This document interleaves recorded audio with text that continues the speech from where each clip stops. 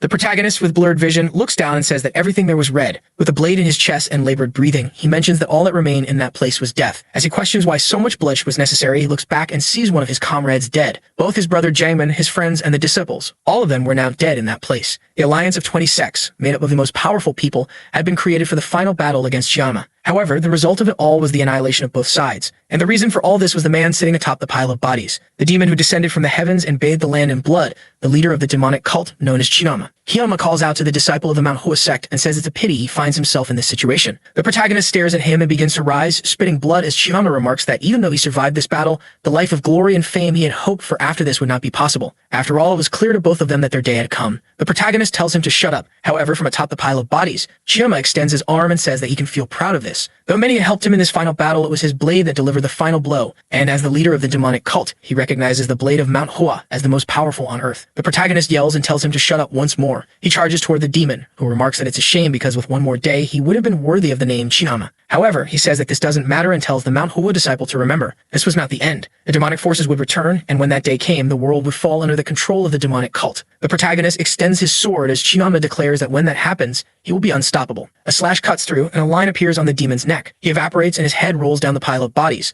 Atop it all, the protagonist declares that the war has finally ended. However, he already knew that his life had also come to an end. What he wanted to know was what would happen now to Manhwa. All the most powerful members who had participated in this advance were dead. The only people left in that sect were children who barely knew how to hold a sword. He couldn't even tell if all this bloodshed had been worth anything in the end. He wonders if, had he trained a bit more, he might have been able to save at least one of them. But that no longer mattered. Lying atop the pile, he says that in the end, it was all in vain. Even the brightest peels eventually rot. The protagonist was the 13th disciple of Manhwa and the strongest swordsman on earth, known as the Master of the Blossoming Blade, Chang Mayan. He had finally managed to take the life of the demon who brought catastrophe to the land. But in the end, he died atop the 100,000 mountain peaks. That was the legacy he should have left on Earth. Before it all happened, a baby had been abandoned in front of Mount Hoa. Two elderly people approached and picked him up from the ground. Sometime later, he was practicing swordsmanship. One of the teachers calls out to Chang Mayang, while his consciousness questions what those visions were. The teacher scolds him, saying that for someone training in martial arts, he should follow the correct path and not resort to violence. At the time, he felt somewhat angry as he was always getting scolded. The truth is, even though he was a member of the sect, he didn't take the teachings to heart. Even though he had earned the title of Swordmaster, he should never have forgotten that in the end, he wouldn't have anything in this life if it weren't for Mount Hua. One of the sect masters asks if he has any regrets. Unconscious within his own mind, Chang Mayang says yes. He had countless regrets and wished he had followed the teachings of the sect more closely. Maybe that way he would have become an even stronger warrior and somehow changed the outcome of this terrible situation. However, Jaemin speaks up and says that he didn't need to have regrets because all of this was part of the destiny of the Mount Hua sect, and he was sure they would continue to exist. The scene then shifts to a boy getting hit on the head. Inside a tent, an argument is taking place. A boy tries to defend himself from the attack, asking where Chiama is. The person in front of him asks what business he has with Chiama. The boy with a wooden stick on his back says he doesn't know who this Chiama is and claims to be a stinking street rat. Everyone was demanding money, but there he was sleeping as if he owned the place. The boy was utterly confused, wanting to know what was happening because it seemed like there was a beggar in front of him threatening him. The boy who had woken up tells the guy to put down that stick before he gets a beating. However, the guy starts laughing, leaving him desperate as the boy on the ground begins to lose patience. Saying that, as far as he knows, not even the leader of the beggar's sect should treat him like that, the boy raises his arm and says that now he's screwed. The protagonist then stretches out his hand, saying he'll have to teach this guy a lesson. But then he notices something strange. The wooden stick comes down, and while he's wondering why the arm is so small, he realizes he won't be able to block it, and gets hit on the head again. The guy mocks him, calling him shameless, and starts hitting him repeatedly. At this point, another person was getting involved in the fight, but upon seeing the beating, they decided to leave. Sometime later, the boy was sitting by a river with a bleeding nose, saying he hadn't been beaten this badly, even when he was at Mount Hoa. However, one day he'd get back at that bastard. Then he falls silent and looks down, wondering who that child in the water's reflection was. It seemed like one of those reincarnation things Buddhists believe in. While he ponders that, if this were true, he should have reincarnated into Mount Shaolin. Someone appears behind him. The boy calls out to him, and Chang Mayang says he saw him watching the fight and running away afterward. The boy apologizes and says Guangzhou is sometimes like that, but today he went too far. But suddenly, the protagonist raises a finger and says he's going to ask a question. Actually, not just one, he's going to ask two questions. They stare at each other, the boy confused. Silence fills the air, and Chang Mayang asks if he's a beggar. The boy replies that it's obvious. Just look at the clothes he's wearing. Chang Mayang crouches down in anger, asking what kind of cursed reincarnation this is. He then stands up and says he's going to the second question. He mentions the name Chiama, and asks if the boy knows who that is. The boy responds that it seems like the beating was strong enough to make him go crazy. Chang Mayang demands he answer the question. The boy crosses his arms and says he's heard the name. As far as he knows, that was the great leader of the demonic clan who died 100 years ago. Chang Mayang is shocked and wonders what kind of story this is about something that happened 100 years ago. He grabs the boy by the collar and asks if that's true. Hesitant, the boy asks why he would lie about something so stupid. The protagonist lets go of him, unable to believe that 100 years have passed. Apparently, he was reborn, but long after his own death. In a way, it was as if he had returned to a world where he was alone. As he's feeling disheartened, the boy asks if he's okay. That's when Chang Mayong remembers Manhwa. He then says the sect's name and asks what happened to it. The boy is puzzled and asks what Manhwa is. Chang Mayong becomes even more alarmed. He asks if the boy is a beggar, who replies that he certainly is. Chang Mayong says that beggars should belong to the Gaibang sect, so how come he doesn't know about Manhwa, one of the 10 greatest sects in the world? The boy is confused and asks what nonsense he's talking about. He lists the names of the 10 great sects and says none of them are called Manhwa. Chang Mayong wonders how this is possible. How did the sect he had raised to the top of the world vanish from the map? He grabs the boy by the collar again, and the boy wonders if it's going to happen again. The protagonist shakes him, demanding to know how these weak sects became among the 10 strongest in the world and how Mount Huo could have disappeared in the meantime. The boy, shaken, starts to recall the name. Then he says he's heard there's a sect like that in the Shaanxi region. Chang Mayong gets excited, but the boy says that as far as he knows, it's not one of the 10 strongest. Chang Mayong becomes pensive and says that as far as he remembers, that sect is in ruins. The poor protagonist is in disbelief. How could Manhwa, one of the most renowned sects in the world, have disappeared like that? He then lets go of the boy and slowly says that to believe this, he'll have to go there and see for himself. He then clenches his fists and says he's heading to Manhwa. The boy finds it amusing and tells him he'd better return to the streets to beg or he'll starve to death. Chang Mayong, however, tells him to shut up and says he'll have to answer many questions, so it's best not to lie. He then beats his chest and asks the name of this boy. The boy stands up and asks what kind of beggar has a name. People call him Chosang, but whatever. He then asks his age and the boy again replies, who knows the age of a beggar? Chang Mayong says that's fine. He just wants to know now the name of the boy who beat him. The boy introduces himself as Gucho and says the leader's name was Zhangpao. Chang Mayong then says that good deeds will be repaid doubly, but vengeance always comes back tenfold. He then tells him to remember the name Chang Mayong from the Mount Hua sect because one day he'll pay for this kindness. He starts to leave, saying that now he's going. But then he quickly returns and asks which direction Mount Hua is. A second later, birds fly off as he races through the forest. The problem is, he's getting exhausted while remembering that in his past life, he was faster than a horse. After pushing himself, he collapses on the ground like an idiot, his heart nearly exploding. This damn child's body couldn't keep moving for even 15 minutes. At this rate, he'll die before he even gets close to Mount Hua. With his face buried in the ground, he wonders how he's going to reach the Shaanxi sect. He then starts to smile and says that it's time to use the great intellect of Master Chang Mayong. Now he's excited, saying that this is an incredible opportunity. Even those who reach the peak of mastery have many regrets. One of his was because he was always lazy when he was younger. He never listened to the elders and was always dragged to the training grounds because all he wanted to do was escape. Besides that, he used to steal his teachers' drinks,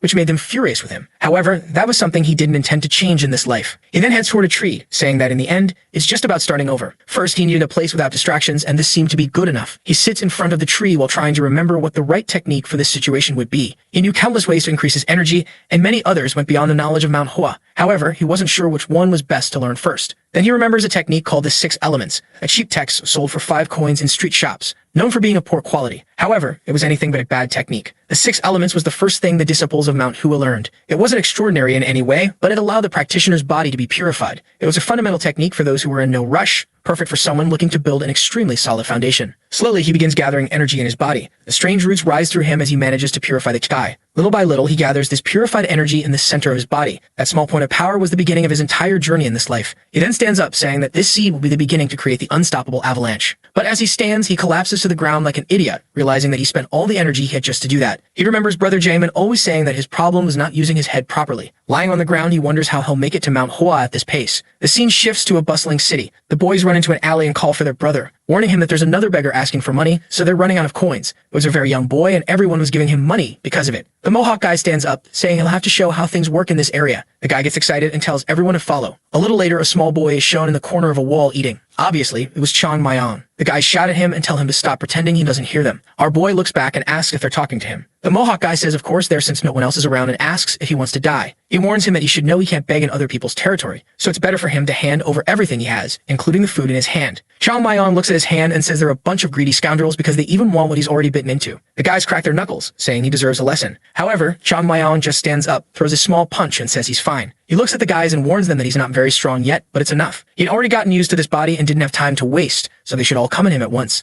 The beggar almost explodes with rage, saying he had thought about going easy on him. But he changes his mind and tells everyone to finish off the kid. The first one stretches out his arm to throw a punch, but Chang Mayong easily dodges. He looks at him, clenches his fist, and hits him on the cheek. The guy flies away, and our boy asks if they know who he is. He is the master of the blossoming blade known as Chang Mayong of the great Mount Hua sect. With that, the fight ensues, and after some time, they end up apologizing. Our boy tells them not to call him sir, because he's just a beggar too. The guy calls him a beggar, and our boy asks what kind of disrespect that is. After a while, he says whatever and asks what the fastest way to Shaanxi is. The guy says that's an easy question, but if they were smart, they wouldn't be begging on the streets. Chang Mayong laughs, saying that makes total sense. They all laugh at each other until he grabs him by the collar and tells him that the next time they meet, he'd better have learned some geography of this place. If, in the future, he asks something and doesn't know the answer, he'll suffer a lot of pain. At that moment, the beggars all run off as Chong Mayong tells them to scram. The scene shifts to the sunset between the mountains. An old man observes the landscape when someone calls for the sect leader. The person introduces himself as Yunim, and the leader tells him to come in. He appears, apologizing, but says that there's a child wanting to see the leader. The man is confused, but looks to see who's asking for him. He said his name was Chong Mayong, and his desire was to join the Manhwa sect. The old man seemed very confused by the boy's request and asks Unem if he didn't tell the child that they weren't accepting any more disciples. Unem replies that he did, but the boy desperately insisted on seeing the leader. Our Chong Mayong stood there with a smile on his face, but the truth is he was dying of anger over what had just happened. A little earlier, he had finally reached the entrance to Mount Hua. Those damn beggars had given him a useless shortcut, but in the end, he managed to find it. Now the hardest part was beginning, climbing to the sect. He climbed the stairs, scaled the mud, and then had to climb the mountain. It was a path he had taken countless times before, but now, with his body, it wasn't easy at all. Yet he was determined and he finally reached the top of Mount Hua. However, he was met with something that left him confused. In front of the sect, there wasn't even a sign with the name of the place. He remembered that Brother Chong Mayong used to clean that cursed name every morning. He had barely arrived and already couldn't believe the state of the sect. Just then, the door begins to open and someone asks who he is. It was Humam, who found it strange that a child had shown up there. He immediately wanted to know how he managed to climb the mountain on his own. The protagonist ignores the question and says he wanted to know something. Was the man standing in front of him a disciple of the Manhwa sect? The man replies that he was, and our boy is excited that they weren't completely extinct. The man then says he can come in if he wants, and our boy is a bit confused. Unem explains that they don't accept visitors, but it's too late for him to climb back down the mountain. At least he would have a place to stay since the nights in the region were cold. But the moment he stepped inside, he was shocked by what he saw. The training ground, once an incredible marble arena, was now just a bare field. Unem asks what's wrong, and smiling, he says he's just admiring the incredible training area of this sect. But when he looks to the side, he sees something else that doesn't make sense. The Palace of the Heavens, a building that used to be right next door, had also disappeared. Playing dumb, he remarks how strange it was to have a staircase leading nowhere and asks what happened. Unem explains that the elders say there used to be a palace in that spot long ago. Chong Mayong thinks to himself that he knows there was a palace. He wants to know how it disappeared.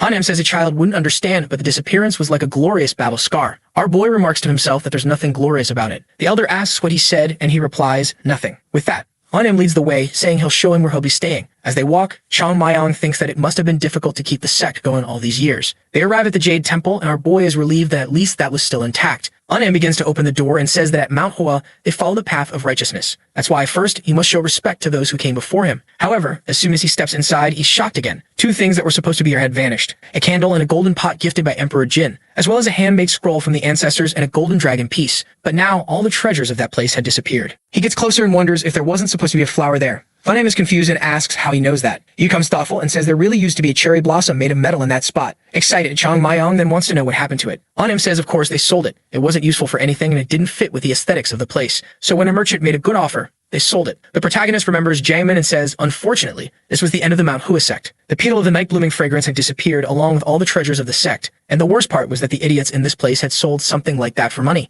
Unem approaches and asks if he's alright, while Chong Mayong tells himself he has to fix this mess as soon as possible. At that moment, he kneels down and says he has a request. He wanted to become a disciple of the Mount Hua sect. Returning to the present, the sect leader asks why he wants to join and if he knows what kind of place this is. Our boy just says yes, he knows. He's certain it won't be easy to be accepted. But he already knows exactly what he's going to tell them. He remembers a member named Jang Jing who disappeared during the war. He's going to say that this man was found on the mountain by someone passing by. The man saved him, and as a token of gratitude, he taught him the martial techniques of Mount Hua. And he, Chong Mayong, is a descendant of the man who saved him. With that story, he would be a direct disciple of one of the sect's great members, putting him on equal standing with the leader. This was because he didn't want to start from scratch in this place, so he was eager to be rejected and tell his little story. However, the leader says he accepts and he doesn't reject him. At that moment, the protagonist is a bit confused. He asks why, and the old man says he seems eager to join, so how can he refuse? Unem says that's strange because they haven't been accepting new members, but the elder says he's changed his mind. Destiny, for him, worked in mysterious ways. Chong Mayong is wondering why this old man isn't suspicious of him, a complete stranger. However, the elder simply says that regardless of the intent, the boy seems to have come to Mount Hua for a reason. They never refused a bird seeking shelter from the rain and always shared their food in winter, so they could never reject a child in this situation. He then tells him to show the boy the beginner's room and begin the ceremony. But Chong Mayong wasn't happy about this at all. In this way, his incredible position in the sect had just been destroyed. The next scene shows him wearing the robe, a uniform for third-grade disciples. But looking around, he wonders why he's in one of the rooms that used to be used for rituals. It didn't seem like just a temporary place. In the old Manhwa, it wasn't like this, as disciples would receive a mentor and go live with them. He walks around trying to understand the place better when someone shouts, asking who he is. The protagonist turns around and a boy appears, asking why he was spying on other people's rooms and if he was some kind of bandit. Suddenly, other disciples start appearing and someone asks Jewel what's going on. He says he caught this kid snooping around the senior brother's room, while our protagonist wonders why he always ends up in strange situations like this. Out of nowhere, another person shows up and asks what all the noise is about and why they're causing a ruckus in the dormitory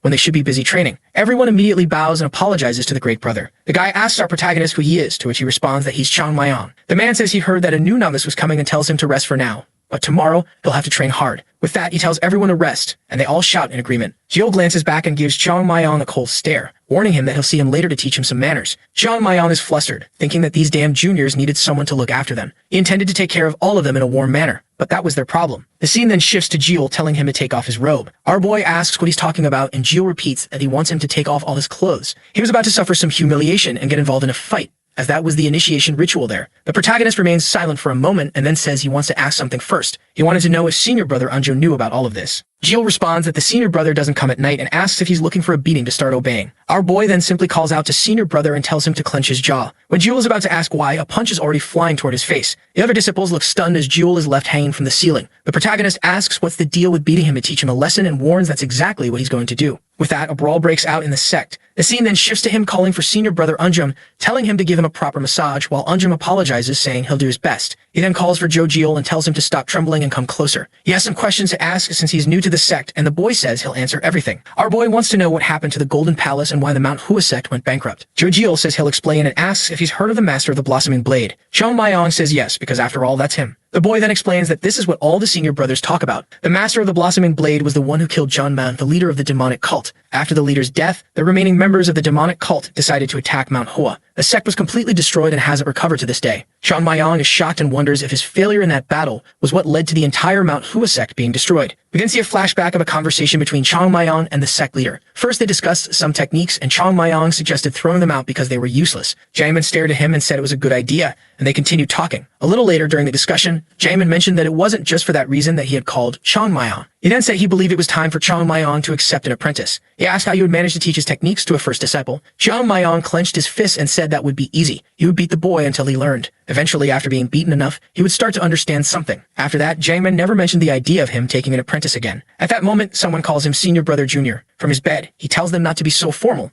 and just call him Junior Brother. Then they inform him that Senior Brother Unjam wants to see everyone at the training field soon. Everyone is outside with their swords in hand. Unjam tells them to raise their swords and deliver the first strike. They all perform the first strike, while on the side, Nam stands with Chong Mayong, observing everything. However, our boy looks confused and asks what they call that technique. Nam says the name of the technique is the True Six Elements Sword Technique. It was a basic blade skill considered the foundation of all techniques in Mount Hua. But of course, Chong Mayong knew that this was far from being the foundation of Mount Hua. They were trying to teach philosophy to someone who didn't even know the alphabet. This type of training would give them a quick advantage for a short period. But what was a true martial artist without a solid foundation? And even worse, the person demonstrating the technique wasn't doing it correctly. He raises his head and looks at the sky, seeing that it was clear and empty, just like the future of Mount Hua. He didn't even know where to start fixing something like this. He then calls to the boy beside him, who jumps in surprise and asks what it is. Chong Mayong wants to know what else they're learning in this place. The boy explains that after this technique, they would learn the sword technique of the 7 sages, and after that, they'd move on to the Blossom Hall and study the clarity of the sword technique. Chong Mayong doesn't seem excited about any of this. The boy continues, saying that after that, they would learn the pinnacle of Mount Hua's martial arts, the Great Sword Pacification Technique. However, our boy remembers that Chong Mayong had kept that technique a secret because it wasn't effective enough. It was exactly the technique that he had told them to discard and remove from the library. But now, the trash he had ordered to be thrown away was being considered the pinnacle of this place. He wanted to know what had happened to the Plum Blossom technique of 24 strikes. The instructor continues scolding them, telling them to take the training seriously. The scene then shifts to nighttime and our boy calls for Brother Jill. Jill asks what it is, and our boy says he already told him to relax. He then says he has a favor to ask and tells Jill to gather everyone at 5 a.m. in the training hall. Besides that, there were a few things he needed to prepare. He starts listing some items, saying he wants 5 of them for each person. A little while later, Jill asks if he's sure about this. Chong Mayong just smiles and asks if Jill thinks he won't be able to do it. Of course, the boy says he can manage it without any problem. Our boy then tells him to go and says how much he loves how helpful he is. But our protagonist remains there thinking. At the moment, Mount Hua had no money, no techniques, and no talent. No one in the world would be surprised if they closed down tomorrow. And right now, the only thing he can contribute is talent. The problem is that the third-class disciples are far from being extraordinary martial artists. However, in the end, a great sect isn't built in a day. He's going to have to use these amateurs to restore Mount Hua to its former glory. Everyone sleeps and wakes up at 5 a.m. Naturally, they're all angry, wanting to know why they're following the orders of that damn junior. They ask the seniors how long this was going to keep happening. The two think to themselves that everyone knows they all got beaten. Just then, our boy shows up and asks if anyone was talking about him. Everyone is immediately startled at the sight of him. However, one of them gathers the courage to ask who he thinks he is to gather everyone there at 5 a.m. Our boy stays silent for a second and tells the brothers not to be so mad. He then apologizes and says that he really forgot to consider everyone's feelings. He personally wanted to apologize so maybe they could talk a little inside. He leads everyone who didn't feel like training into a room and closes the door. Outside, the others are confused about what's happening. Then suddenly, the whole house begins to shake. Jill noticed the movement.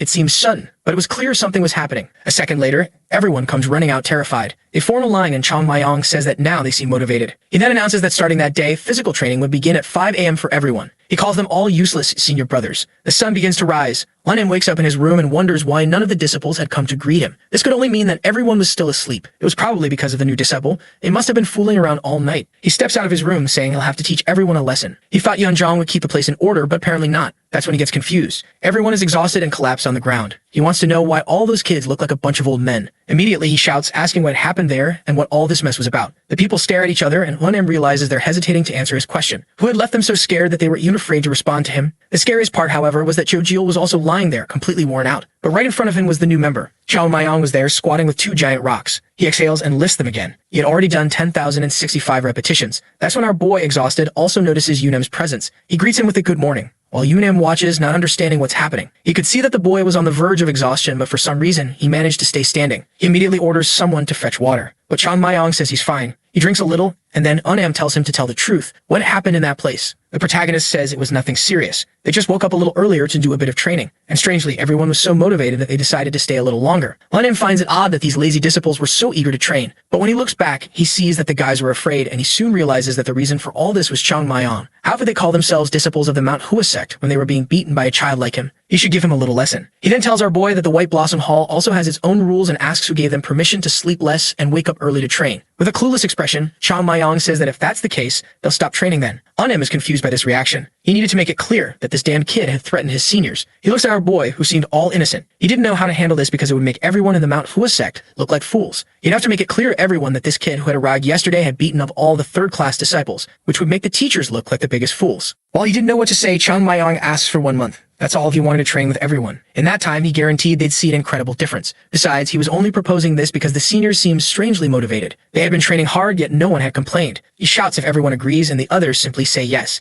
At that moment, Lenin realizes that the boy had somehow made sure no one told the truth. But where did they find a kid like this? As soon as he arrived, he had already dominated all the third-class disciples and was even making them train. Hanem then says the training must also be difficult for him, so why was he so eager to wake up early and train? Chiang Mayong replies that although they can learn a lot, they can still push themselves harder to improve faster. Every minute spent in bed is a minute less spent training. With those words, Hanem understood that the boy meant that no one needed a reason to train harder. He then asked the boy what the most important part of the relationship with older brothers is. Our boy says it's respect, of course, and swears he will always obey the commands of the senior brothers. The leader is starting to realize that the boy is smart and won't want to humiliate him in any way to maintain the hierarchy of the place. Unfortunately, he admits that the boy is clever. He then turns around shouting to everyone how amazing it was that they had volunteered to train so early. He was extremely impressed with everyone. If they kept training like that, he was sure they'd become stronger than ever. However, that wasn't what the group was hoping for, and they asked for help. But Hunam runs off immediately, leaving them behind. Chang Mayong tightens his fist and asks what kind of help they were asking for. How could they dare to say something like that when it was clear he wasn't there to harm anyone? He then asks if they could have another conversation inside. In the next scene, they are already getting beaten up. Several days pass in the sect. Our protagonist continues practicing. His energy center was still weak and small, but it was finally starting to form. During this time, he's also learning more and more about what happened to Mount Hua. The reason the dormitory system had been created was because they no longer had enough trainers.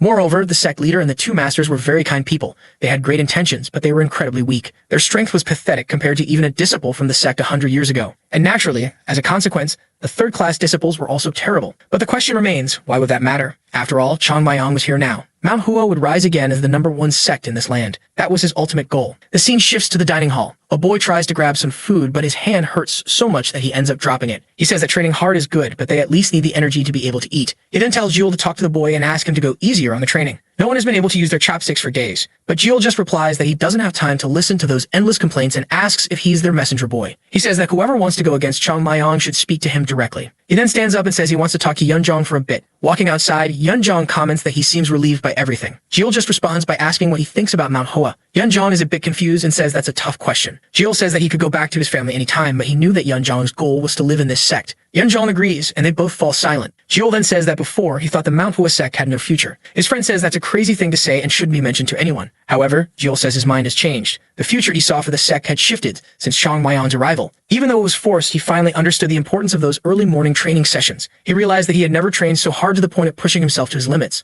On the other hand, that kid kept training even harder for longer and didn't seem to get tired. Seeing him so dedicated made Jiul want to give his best in this place too. He then turns and says that from today he's going to give 100% of himself to become a true martial artist. Yunjong smiles and says he feels the same way. Meanwhile, our boy was up in a tree listening to everything, thinking that he had already bagged 2 of them. Their trainer hadn't caused too much trouble either, but the journey was still long. That's when someone bangs on the sect's door, demanding that the leader come out. Chang Mayan is confused while someone yells to open the door immediately. Someone kicks the door and tells one of the disciples to fetch the leader. Before anyone can respond, they start barging into the sect. Unim and Unjun look a bit embarrassed as the men begin invading. From above, Chang Mayan is confused, wondering who these people are. The group says they've been waiting there for a long time and are losing patience. They want to know when they're finally going to be paid back. At that moment, our boy realizes he has yet another problem to solve. He hadn't known these bastards were so deep in debt. He stands in front of the leader's house and asks if he isn't ashamed, demanding that he come out immediately. The door opens and the leader steps outside. Chang Mayan watches from the side, observing everything. The elder greets everyone and asks what brings them there so late at night. Our boy finds it interesting and quickly understands why this man is the new leader. Every movement and word he used had a certain air of wisdom. It was a subtle way of showing that he was clearly trying to stall the conversation with these men. Then the pavilion leader, Munyan Gong, clears his throat and says that it seems the sect leader is doing quite well. The elder responds that he never imagined the great owner of the pavilion would come all the way there. He says it's a shame they have to meet under such circumstances. He regrets having to climb Mount Hua, but hopes they understand why he had to come there. He says the sect leader must be aware of the situation they're in because the date they had promised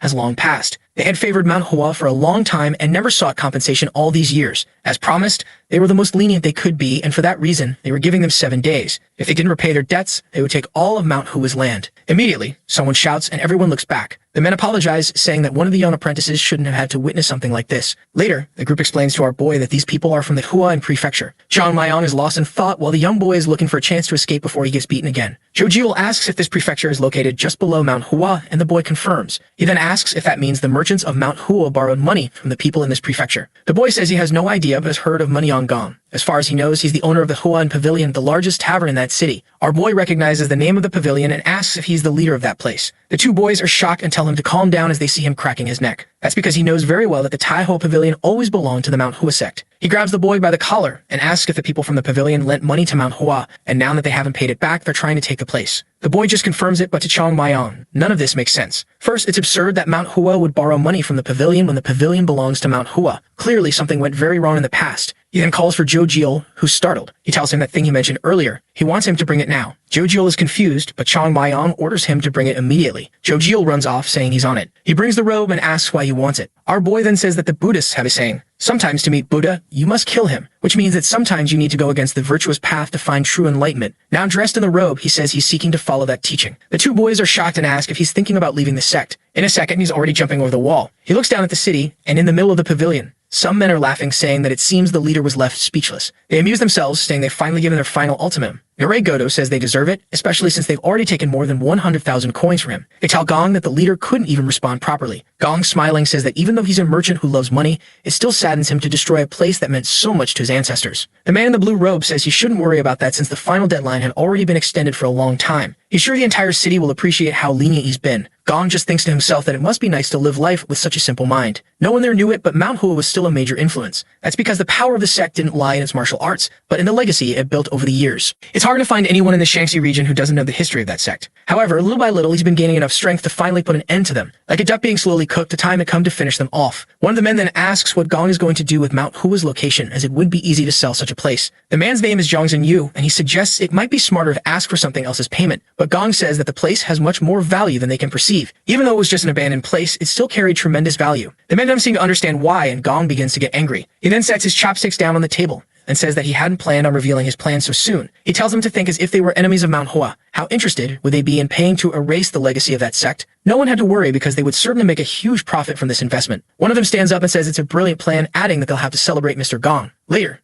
Zhongzhen is heading home, saying that it was an incredible night. He was going to make a lot of money from the downfall of Mount Hua, and he's certain he can trust Gong. He looks up, searching for the moon, and wonders why it's not in the sky. Meanwhile, Chang Mayong is just watching. Then Jongsun stops, seemingly seeing something ahead of him. As his vision clears, it's our boy standing still and telling him to stay very quiet. Jongsun finds it strange that there's such a small and skinny little thief in front of him. What puzzles him more is why the boy is so conspicuous, as if he wants everyone to know he's a thief. Jongsun crosses his arms and says the boy must be thinking of robbing him. But Chang Mayong calmly says he's not interested in money, only in some answers. Jongsun says that normally he doesn't mind helping lost kids, but tonight the boy is out of luck. That's because he's going to have to deal with the friends he brought along, as he already knows how dangerous it is to wander alone at night. Our boy immediately recognizes the men as caravan guards. One of them asks if they should kill the boy, but Jongsun says it's unnecessary since he just wants to ask him a few questions. He turns around hearing the sounds of a fight and says it seems everything's going well. But strangely, there were a lot of fighting noises, and he starts to wonder what's going on. Then he hears a bang behind him. He turns, telling the men to go easier on the boy. But someone apologizes. It's Chang Mayong, who had already taken everyone out. Chang Mayong says he only wanted to talk, but people were being rather impolite. He then tells Jongsun to come closer. Once again, he tells him that if he answers, he won't get beaten, and Jongsun immediately agrees. Chang Mayong grabs him by the collar and says that now they can start with the lesson. He had offered not to give him a beating, but Jongsun refused, so now he's going to take a few hits. But no worries, he'll still be able to talk once it's over. A moment later, the poor man is all swollen, talking nonsense. Chang Mayong warns him that if he doesn't speak properly, he'll get beaten again. He then asks what's the deal with Mount Hu borrowing 100,000 coins, and the man just confirms it's true. Our boy thinks for a moment and draws Jongsun's attention. He knows that if Jongsun sold everything he had, he wouldn't be able to gather 10,000 coins, let alone 100,000. So how did he and this group of merchants from this failing city manage to lend 100,000 coins to Mount Hua? Jongsun says he'll explain how interest works. Basically, even with a small initial debt, they created an incredible snowball effect. Our boy punches him in the head, telling him not to be proud of something like that. He then asks if Jongsun owns the linen shop, and the man confirms it. Chang Mayong wants to know when he bought the shop, and Jongsun looks confused. He explains that the linen shop has belonged to his family for generations. But once again, that makes no sense because the linen shop also belongs to the Mount Hua sect. The truth is, every major business in the Huaying prefecture belongs to the sect. That's because the city only grew thanks to the presence of Mount Hua just above the mountain. The sect had entrusted the merchants with managing things, but apparently, these bastards had been stealing everything from them. At that moment, someone calls him a coward. A man appears, calling him a shameless little thief, and orders him to reveal himself. Our boy, however, is confused by this talk of a sneak attack, especially since he had been standing right in front of everyone. He lets go of Jongsun and asks why the man is so interested in knowing who he is.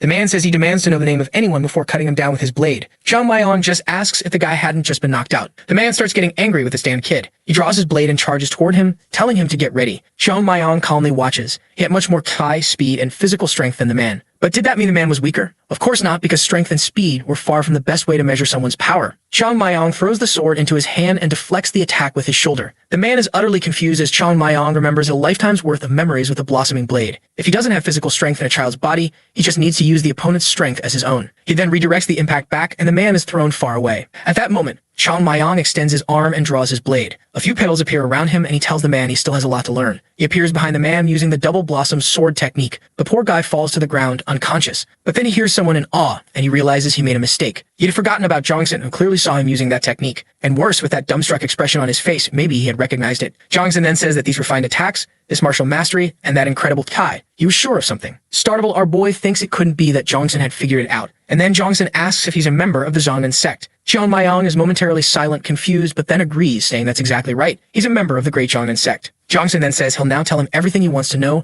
and our boy just thanks him. Back at the sect, Zhongmu and Yun Zhong are pacing back and forth, wondering why Chang Mayong hadn't returned. Zhongmu says it was crazy to let him go out like that, but he's sure the boy will come back unless something bad happens to him. Just then, the door starts to open, and Chang Mayong asks if anything happened while he was gone. Zhong, however, says they're the ones who should be asking him what happened for him to disappear like that. He simply responds that it was nothing serious, and that he even made a little extra money. At that moment, he remembers Jongsun asking if he was from the Zhongnan sect. Even though it was good that his identity wasn't discovered, in some way it still stung a bit. Even the signature technique of Mount Hua, the blossoming technique, was mistaken for another sect's technique. Jiul then asks what he was doing out there. Our boy just responds that kids don't need to know. They get angry, saying that he's a kid too. Chang Mayong tells them to gather everyone because they need to train. Jiul is confused, especially since it's nighttime. But our boy tells him to listen up, saying that whether it rains or shines, day or night, or even snows, they wouldn't miss a single day of training. Jiul starts getting excited, saying he's looking forward to today's training. He says he'll gather everyone and asks if Chang Mayong is going to join them. But Chang Mayong says not today, as he has other things to do. Zhong says they can only train properly when he's around. They could try training alone, but they know that without him there, no one would take it seriously. However, the protagonist simply says he already knows that and tells them to go gather everyone. He then falls onto his bed, wondering what to do next. The situation was complicated as the city merchants were trying to take the place, and the documents that prove Mount Hua's ownership of the businesses had probably been lost a long time ago when the sect was attacked. He could just invade the city and beat everyone up, but that would only worsen Mount Hua's reputation, so things couldn't be solved that way. He needed a justification to prove they were the rightful owners of this land. The problem was how to find something like that. He remembers seeing Jiangmen filling out the records of who owned those properties,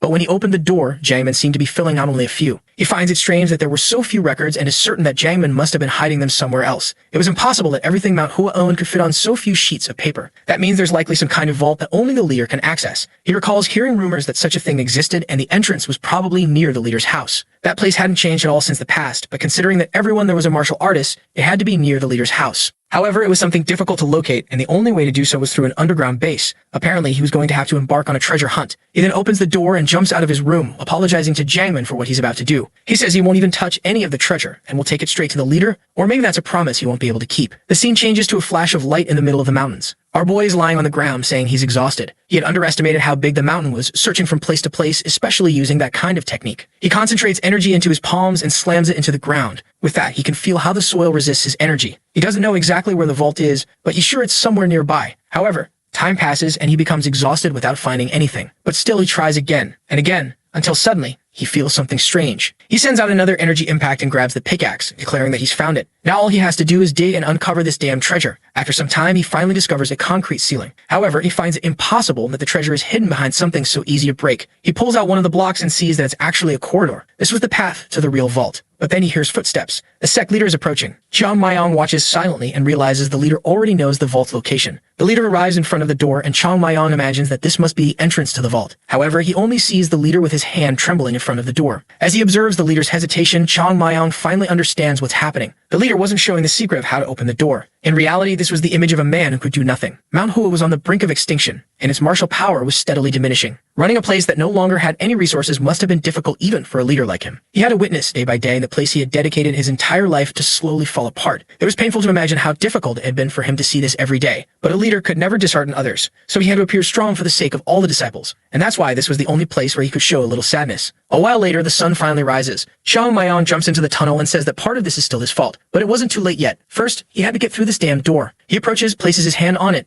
and sends out an energy impact. However, it's immediately repelled. He recognizes the material as millennium metal and knows it's impossible to break through with brute force. Now he understands why the sect leader stood there with no hope of opening it. The problem is that he also can't cut through this metal. But then he remembers that Jiangmen's tray level wasn't enough to do something like this either. If the leader can get in, then there must be another way to open it. Something catches his attention, and he begins to examine the pattern on the door. It's actually sword marks, the pattern of cuts from the 24 blossoming blade technique. He starts to realize that several of Mount Hua's techniques were blended into it, but he knows that this can only be done with the Violet Dawn Kai. He would need to perform several techniques one after the other with extreme precision. That's how the door is opened. But why did they create it this way? In a way, he understands how it works, but now there's one more problem. How can he use all these techniques? In his past life, it wouldn't have been an issue. Now he's just a weak child. Even though he knows every form of the attack, he doesn't have enough chi or physical strength to execute each cut. He starts adjusting his hair, saying he didn't want to have to do this. He slaps his stomach and says it looks like he's going to have to start a month-long vacation. He would need to use just a bit of this. He then begins to tap into his true innate chi. This was the energy humans are born with and use to sustain their lives. Using this energy was like using a bit of his lifespan, but he had no choice. Suddenly, a purple aura starts surrounding his body. He points his sword, saying he only has one chance. With a single opportunity, he had to open this door. The problem was that many of these techniques he hadn't even tried using with his body. But there was no time to wait as his sky was already being consumed. He then sends out the first cut, spits blood, and says his body is getting heavier, feeling the limits of his energy. But now, he couldn't stop. He uses the first form of the 6 elements, executes the 24 blossoming blade techniques, and says he cannot break the chain. He continues linking one technique to the next, and gradually, stars form on the door. Finally, he collapses to the ground as the entire door shines. He gets up,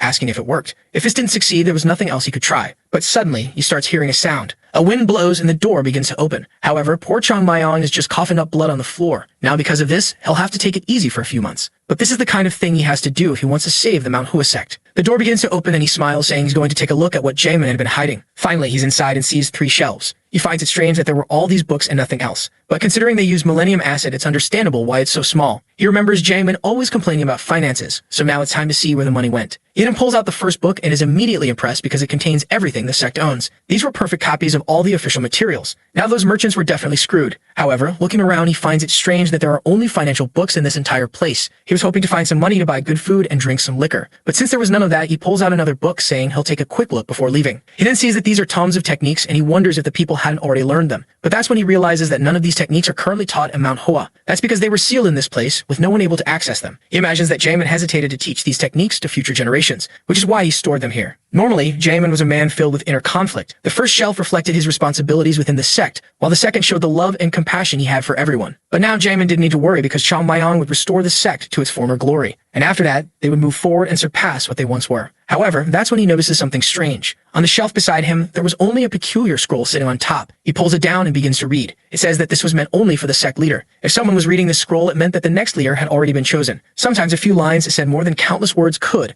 and for that reason, he decided to leave his thoughts in this book. Although the sect leader holds the title, they don't dictate the future of Manhwa. The new leader must have already realized that the future of the sect is decided by the younger generation within it. The leader's job is to encourage the new members so that they can find the new path for the sect. He pleads with the leader to abandon the burdensome idea that the future depends on them. Manhwa will always remain Manhwa. It's a force in spirit that cannot be led or wielded, and even if the future is full of fortune or disaster, it will simply continue being the same place. But one thing that wouldn't change over the millennia was that they would always need to guide the disciples and fulfill their duties. That was the heavy burden he was leaving for the next leader of Manhwa. Zhang Yun puts the scroll away and thinks that the old man was always like this. However, he's annoyed because there should be much more in this place. He starts to leave, thinking that at least the scriptures would help deal with the merchants, but he decides to wait for a moment. The layout of the place seems a little strange to him. Zhang Yun had a sort of quirk, where even the lamps had to be asymmetrically distant from him. So why was that shelf strangely empty? He leans on it and pulls it upward, saying there's something more to this. He throws it to the side, and that's when the glow appears. There was a hole and he knew there was another secret, and as he descended, it was there that he finally found what he had been searching for. Piles and piles of gold bars. Precious weapons hung on the walls along with mysterious gems and tons of techniques. He's already drooling, saying that now he's finally rich. Meanwhile,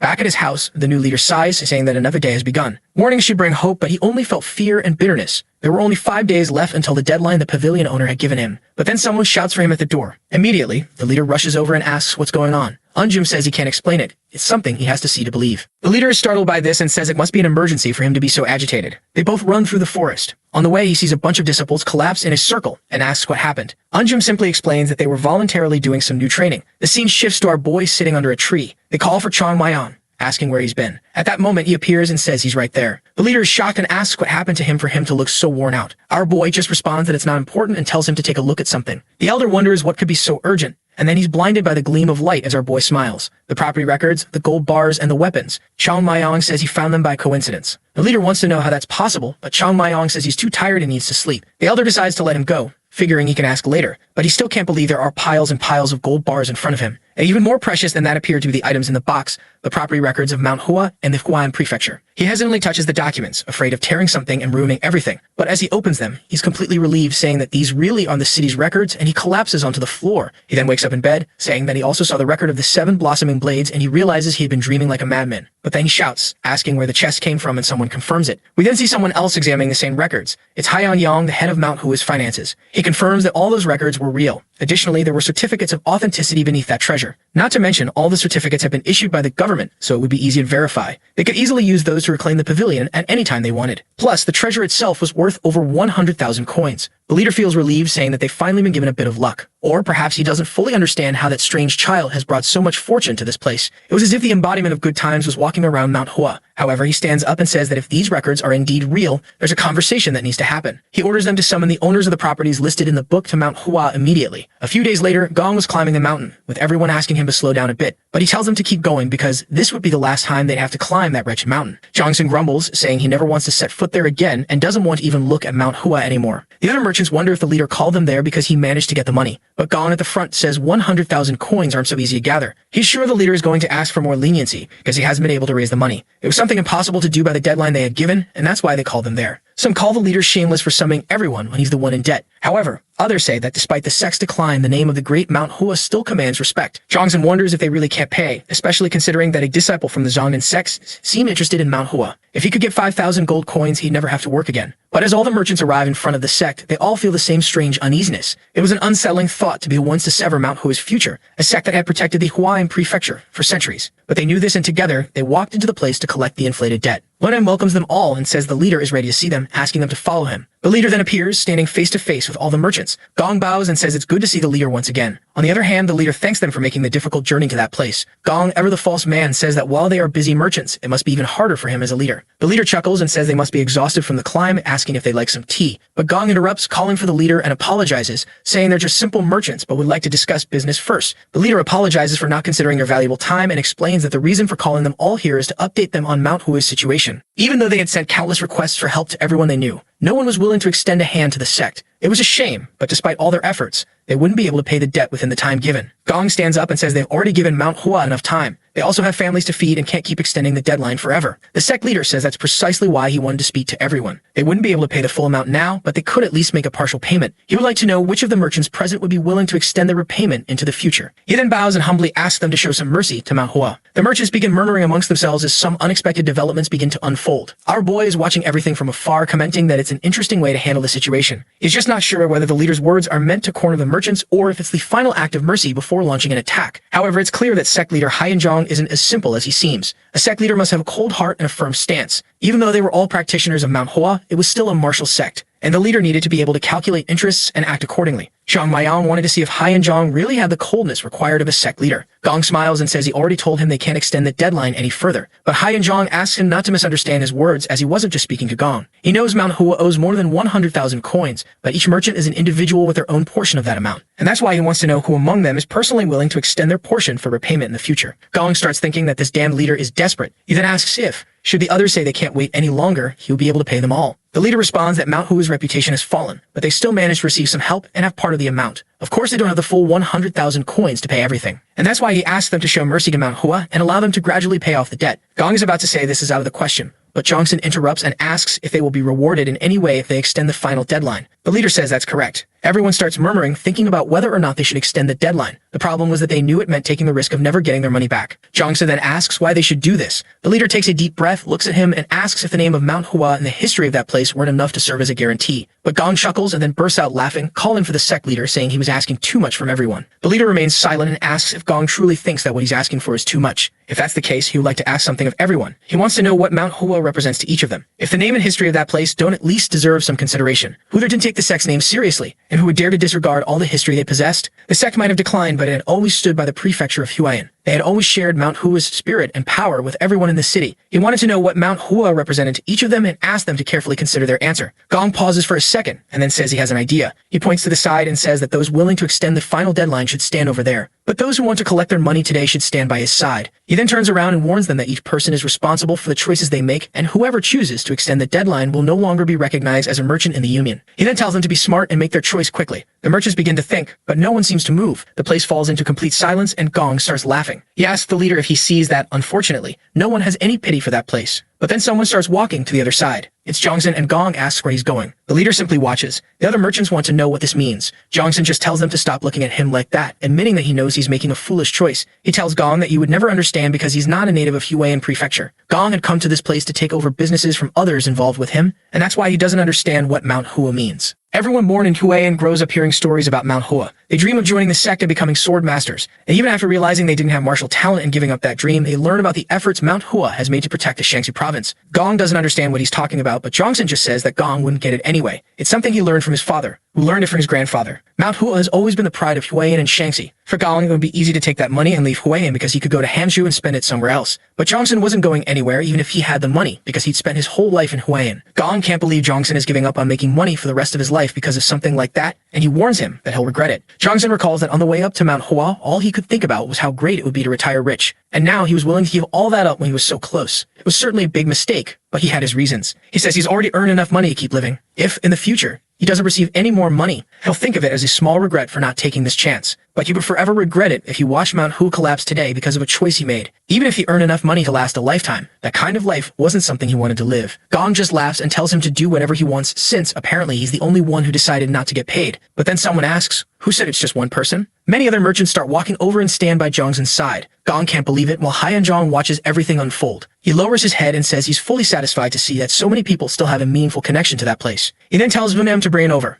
At that moment, Vunem places a box on the ground containing all the records. From a distance, Gong can already tell the property records of the prefecture. The leader says that Manhwa has always shown benevolence to their ancestors for countless generations, but some here have decided to betray them instead of repaying those debts. According to the property records, Manhwa will assume control of all those businesses, along with all the wealth they had accumulated, down to the last coin. At that moment, the merchants who had decided to stay on the other side were all scared, asking what he was talking about. Why was the leader taking everyone's business like that? However, Hyeonjong simply says that it's exactly as he said. Suddenly, Gong starts laughing and says that this joke has gone too far. The leader then tells Gong that it's shameful for him to think he's there to joke around. At this, Gong closes the book and says he understands, but he wants to know how they will prove the validity of those accounting books. Once again, the leader questions if he's implying that they forged the authenticity of those books. Gong says he would never imagine that Manhwa would do something like that. However, they need to be sure they haven't been deceived. The leader remains silent and then says he understands what Gong means by that. So he orders that the finance leader of the agency be brought there. Hyeonjong appears, saying that the authenticity of those books is indeed something that needs to be considered. The damn merchant celebrates, saying that if even the finance guy of this sect said so, then Gong must be right. However, Hyeonjong then turns around and says there's a reason for that. They already anticipated that something like this might happen. That's why half of those books were sent to the prefecture 2 days ago. At that moment, Gong realizes he's in trouble. While they were on their journey to Manhwa, people were analyzing those books. That means that by now, most of their businesses must already be taken. Not to mention that 2 days is more than enough time for them to complete the whole process. The books at Manhwa are just a few, while the other half must have already been validated. Gong is about to explode and then shouts at the leader. However, Hyeonjong just tells him to lower his voice, saying that he has no right to shout in that place. True friendship comes from helping others in times of need. However, they have no reason to be merciful to those who betrayed them when they needed them the most. He tells everyone to return to Hoa's prefecture because everything will already be resolved. He warns that if it had been done properly, it would have taken everything. However, for each one's work, they would be allowed to take only one cart with a few items. Gong grits his teeth in rage and says he will never forget this. He then turns around while the other merchants just watch. At that moment, Hyeonjong addresses those who did not abandon the sect until the very end. Nothing changes for their business except the fact that it now belongs to Manhwa. They could continue managing it as always and keep the profits. Besides that, he wanted to discuss ways for both sides to profit and benefit everyone. And then he asks everyone to come in. Jongsen, however, knows he's better off than Gong. But even so, he went from being the owner of a shop to now being a simple employee of Manhwa, and he wonders why his grandfather decided to do things this way. However, the scene shifts to Chong Myong, who is furious. He's asking what kind of deal is this about letting them take a cart full of riches. He says this leader is a coward and that he won't let that happen in Manhwa. Already outside the city, Gong and the other merchants are taking their loaded carts. Everyone is fuming with anger. That's because as soon as they reached the city gate, they were greeted by government soldiers. If it hadn't been for the sect leader, they really would have lost everything. And now they are angry with Gong because he made all this happen. They ask Gong how they're going to get out of this. They tell him to stop being silent because everyone trusted his decisions. However, Gong just turns around and asks why he's being blamed for all of this. The fool remains silent for a moment and says that Gong isn't the only one to blame. But then Gong stops. He says there's no reason to be so stressed since they're only in this position temporarily. He's sure those damn books are fake and were forged by the leader. One of the guys in the back, however, says they seem legitimate and have been confirmed by the prefecture. Gong insists, saying they must have set everything up with the prefecture and the representatives there to steal his businesses. However, they would go to the city of Luoyang and talk to the owner there. If the people from the city were using the authorities, they would talk to someone even higher up. But someone appears and says that he's talking nonsense. Boy, it's our guy dressed like a bandit. Gong asks who said that, and our guy coughs, saying that as far as he knows, he's the only one there. But Gong is confused, wondering who this bandit is who walks like an old man. Then he says he knows he wants the riches in the carts,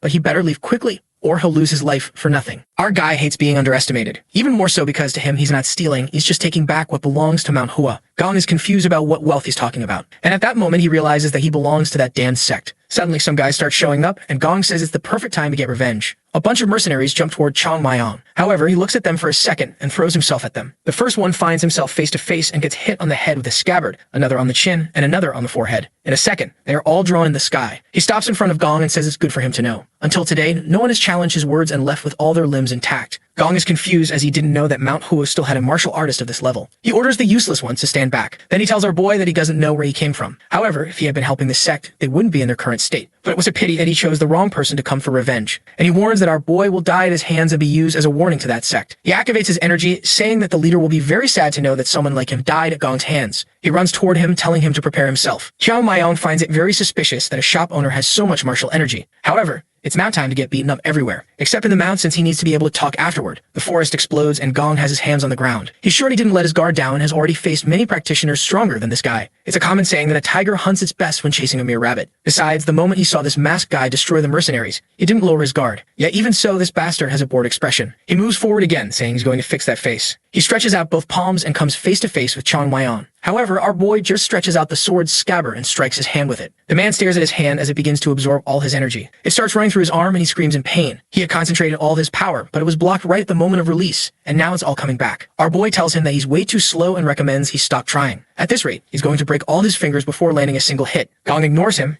activates power in his foot, and charges toward him. However, our boy seems to turn into a blur and the energy passes through. It explodes in the background and Gong doesn't even know where he ended up. In the same instant, our boy is already behind him. Gong turns around with another attack but is blocked by the scabbard again. Once again, his arm receives the energy backlash. The protagonist warns him again that he's going to break all his fingers before managing to do anything. Gong falls to the ground, saying this kid isn't faster than him, nor stronger than him. Looking at their energy and physicality, he's sure he could take on 10 of them at the same time. He stands up and tries another kick, but our boy dodges it. Gong doesn't understand why he can't land a single hit. No matter how slow he is, this guy dodges all his attacks with precision. He's sure this guy knows everything he's trying to do. He's a strange monster that he still can't even estimate how dangerous he is. Then our boy stands up again and says he's not going to keep things like this. He wanted to play a little, but now he's running out of energy. Sweating, Gong asks why someone like him didn't help Manhwa. The two remain silent. Xiang Maiyang throws the sword onto his back and asks why he would answer that. To him, deluded people like Gong lived in fantasy worlds, so he wasn't interested. However, on the other hand, he wants to know why Gong has such refined martial arts for a shop owner. Even stranger is someone as skilled as him living in Manhwa's prefecture. Gong asks why a martial artist couldn't be a shop owner. Our boy says it's no problem. However, he's sure that with skills like that, Gong would be making more money elsewhere. Gong pretends not to know anything and says that doesn't make sense. But Xiang Maiyang tells him not to start with that nonsense. He's not going to believe that it wasn't an order from anyone and that Gong is there on his own. But Gong says that's exactly it. Our boy says they always say that in the end. However, it's time for the final question. He asks if Gong knows what he does to a person when he wants to get information from them. Confused, Gong asks how he would know that. Our boy clenches his fist and says he beats them until they start talking. At that moment, the poor fat man already knows he's going to get beaten. The protagonist then says there's no point in trying to get information from someone who's not willing to talk. That's why they need to follow a slightly more functional path. He runs toward him saying he's going to get the information or at least be satisfied with having beaten him up without getting it. At that moment, Gong notices that he's coming for his left knee. The problem is that at that speed, he can't block the attack. But suddenly, he gets hit in the shoulder. He's confused because all the movements indicated an attack on his knee. He sees another blow coming and realizes there's a strike that's going to hit the center of his head. He raises his arm to try to defend himself, but in reality it was the hilt coming from below. The poor guy takes a blow to the neck. He stumbles backward, wondering how the blow hit below when he saw the strike coming from above. To him, the protagonist is all blurry. He keeps getting hit, seeing the attacks and not being able to dodge them. He's starting to realize that at this rate, he's going to die. He can see by the calm look in his eyes that this guy has already killed countless people. Our boy then starts drawing his sword. Gong, stumbling backward, says to himself that he doesn't want to die. Once again, Xiang Maiyang comes to cut him down the middle. Gong, scared, raises his hand to defend himself. Suddenly, a blue energy spreads through the forest. When the smoke clears, he's standing there exhausted. Someone asks how he knows the Taiyi God's palm technique. It was the protagonist who had crouched down. He asks if, by chance, Gong was from the Southern Edge sect. He then says that now he understands this whole coincidence. Gong had put Manhwa in debt and even has techniques that belong to the Southern Edge. So he asks if Gong was sent by them to this place. At that moment, Gong realizes he made a mistake. It would have been better to die than reveal that he knows this technique, especially to someone from Manhwa. He had made a critical error. The problem was that when the cut came down on him, he was certain he was going to die since the sword had been drawn from its sheath. While he's muttering, Xiang Maiyang just asks if he's not going to answer. He comments that, in a way, it's honorable, as it shows a certain loyalty. Our boy knows he can't underestimate the Southern Edge, especially since Manhwa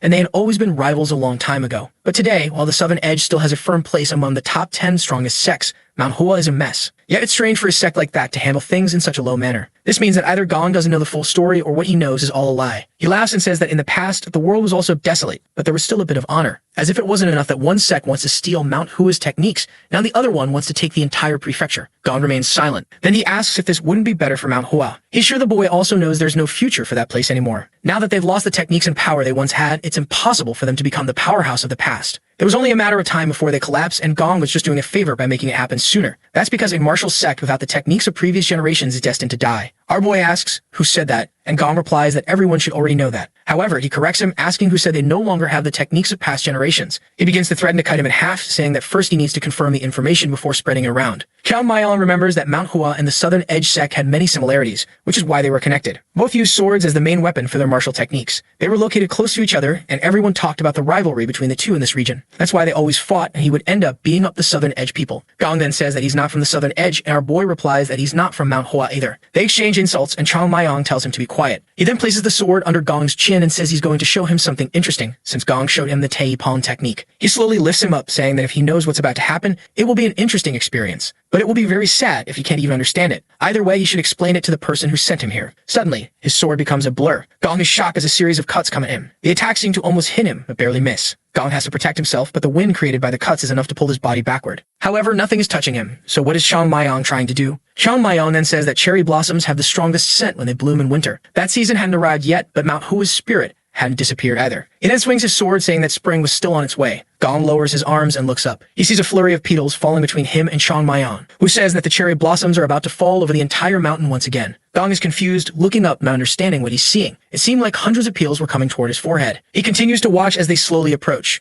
Of the 24 techniques of Manhwa, the cherry blossom storm. At that moment, the poor man falls to his knees and our boy sheaths his sword. Gong's body hits the ground and our boy even spits a bit of blood, saying that at this rate he's wearing himself out more than his enemies. What used to be child's play is now leaving him exhausted. He suddenly looks to the side and calls out to one of the merchants. The man, trembling all over, comes to speak with him, and our boy tells him to come closer quickly. He then talks to the four of them and asks who likes to get beaten up before leaving. Everyone stays silent, as no one is in the mood for that. He then asks who would prefer to leave without getting punched in the face. Everyone raises their hands, saying that would be pretty nice. Chang Mayong was about to talk about cooperation, but the guys just run off thanking him. At that moment, he yells for everyone to stay still. They look back, hesitating, and our boy asks if they really don't know how to use their heads. How was he supposed to take these carts if everyone left? He then shouts, demanding to know the value of what was in the carts, and the guys begin saying that there were between 1,800 and 2,300 coins. Another cart at 8,000. And our boy is even confused by all that wealth. He then tells them to go to the city of Zhenjiang and bring that money back, because he's going to sell their own carts to them. It's best to bring the money without saying who it's for, or else he'll kill him right there. The guy is confused about this business of selling their carts to themselves, and asks what happens if the person sent to Zhenjiang doesn't come back with the money. Our boy laughs, asking what they plan to do after they run away. After all, they won't be able to re-establish their businesses without what's in those carts. What's in there is their future in this world, so they better come back with the money if they want to take those things back. One of them raises his hand and asks what happens if they tell the government about our boy. Our boy just kicks the ground and warns that they can try, but they'd better never come back here and flee to the other side of the continent. The poor merchants realize there's no way to escape from this lunatic. He then tells them to stop standing around and hurry up to gather the money. Sometime later, he's sniffing the bills, saying this is incredible. He comes back all excited and jumps into the sect. Meanwhile, Jojiol is wringing out his sweat-soaked shirt. The people are exhausted, wondering if they'll really have to do this every morning. But he feels that a lot has changed. Now they actually seem like a group of martial arts practitioners. At that moment, Yanzhong asks why he's smiling like that. He replies the same thing, saying that now they look like a group of martial artists. He thought it was a strange idea to have, considering they always had been. But his friend says he understands him. After all, he's been thinking the same thing. A few days ago, he couldn't imagine himself training so hard at Mount Hoa. But now it's time to return to the second training session of the day. All they tried to do before was pass the time, climb the mountain, and do some half-hearted training. But ever since he arrived, many things had changed. He knew it was all thanks to Chang Mayong. Surely he was bringing numerous changes to Mount Hoa. For now, it was just a small breeze in this entire place. But no one knew the impact it would have in the future. When he arrives at the sect, he hears someone shouting not to put that there, and telling the workers to hurry up and keep bringing more. As they look, there are a bunch of workers entering the sect. Many are carrying stones, saying to bring everything without breaking anything and ordering them to work faster. The third-year students entered, trying to understand what was happening. An was ordering everyone around until Yunjong called out to him. He approached and asked what was going on. The master explained that those men were all workers. They were there to repair the entire temple. As he probably guessed, the place was in terrible shape and in desperate need of repairs. At that moment, the chief asks what they thought they were doing, and the boys are confused. He tells them there's a lot of material to bring in for them to work on, so they'd better get going. They're startled and say they're going, but they just finished training. That night, they wonder what that was. Looking at a chicken, they wonder if they're dreaming. Everyone is shocked, wondering if that was real food. They start drooling and get excited to eat. The changes that Chang Mayong had brought to the sect were starting to appear faster than they expected. That same night, Jojiel and Yunjong were walking outside, saying they never expected all this to happen. Still much construction, new food, and even new uniforms. At that moment, Yunjong stops and Jojiel asks what he's thinking about. He responds that he's just thinking about how incredible money is. He knew they had received a lot, but didn't expect the sect to spend it all like that. Yunjong says the suffering they went through was because, unfortunately, they had no choice. Besides, he had never heard Hunan laugh like that before. Jojiel then asks what they should do from now on. Yunjong says that just as Mount Hoa is going through many changes,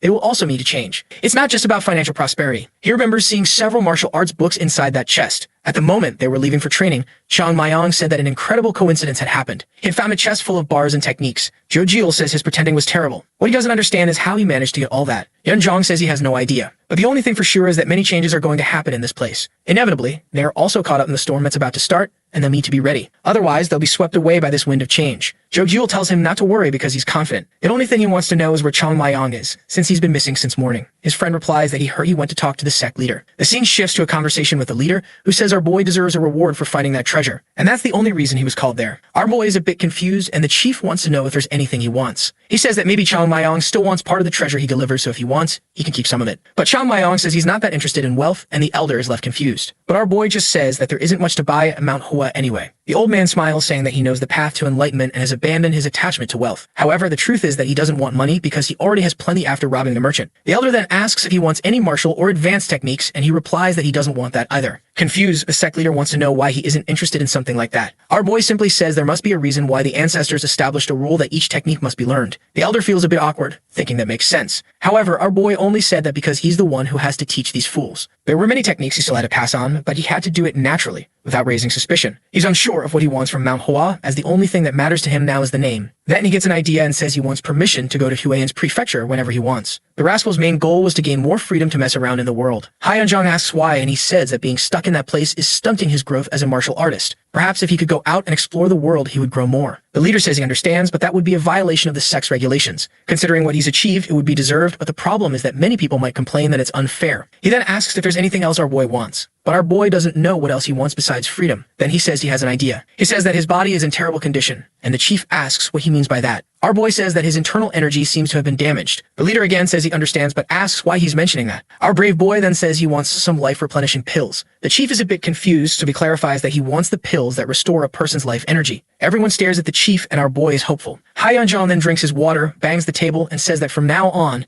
he is authorized to leave Mount Hua. The instructors all agree, and our boy is confused. They start pushing him out, and our boy asks why, considering that before, they said it wasn't possible. However, the old man throws him out, saying he's not responsible for whatever he does in the prefecture. But our boy is fuming because he wanted the life-replenishing pills. Unfortunately, the old man doesn't have any for him. Hyunjong then closes the door and asks what they think of the boy. Unem simply says that he is clearly a true prodigy, and the elder agrees. Even though he's just a child, he can sense wisdom in him. Clearly, he's not completely right in the head, but that's understandable at his age. Unem reflects that when he talks to the boy, it doesn't feel like he's speaking to a child. Moreover, he doesn't seem to have the immaturity one would expect. He has the aura of a veteran martial artist, and someone like that can only be described as a prodigy. The elder then asks Hyun-sang what he thinks of the boy. Hyun-sang, however, explains that everyone knows he's not the best person to judge others. The leader says he understands but still wants his opinion. He stays silent, thinking for a second, and says that the boy is a child who doesn't act like a child. That's the impression he has of him. Unem realizes he's not the only one who sees the boy that way. Hyun-sang then says he's met mature children who had difficult early lives. However, they were mature compared to children, whereas Chong Mayon genuinely seems like an adult. The master asks if he thinks there's something wrong with the boy, and he says he doesn't think so. The leader ponders this and says he appreciates their thoughts, but that they don't need to look too deeply into it. The boy is still just a child, so that's how they'll see him. Their goal here is to help everyone reach their potential and correct any flaws. The two acknowledge the leader, saying they understand. He then asks Unem how the repairs are going. Unem explains that since it's hard to bring things up the mountain, they're having to collect the trees from there. The problem is that it will take time to cut everything and then dry the wood. Zhang asks if he has any objections to using all the money on these superficial things, and Unem immediately says no. The leader then says he hopes everyone understands that Mount Hua must be reborn. They will rebuild the sect's appearance as well as its martial arts. Unem agrees, saying that's a very wise decision. He then asks Sang to understand the new martial arts books as quickly as possible so that they can be used. He also requests that he be extremely careful, as there can be no mistakes in what the boys will learn. Song just assures him that he personally guarantees it won't happen. Zhang thanks him, saying he trusts both of them. However, Song is a bit hesitant. He's not sure if he should tell the leader that those books are too new for something that's supposed to be hundreds of years old. Not to mention that some of them had a bit of ink recently spilled on them, so it seems like someone rewrote them. But maybe he's just being paranoid because the content clearly had no malicious intent. To him, it means that someone is trying to benefit Mount Hua while remaining anonymous at the same time. Meanwhile, our boy is outside, furious for being kicked out just because he asked for the pills,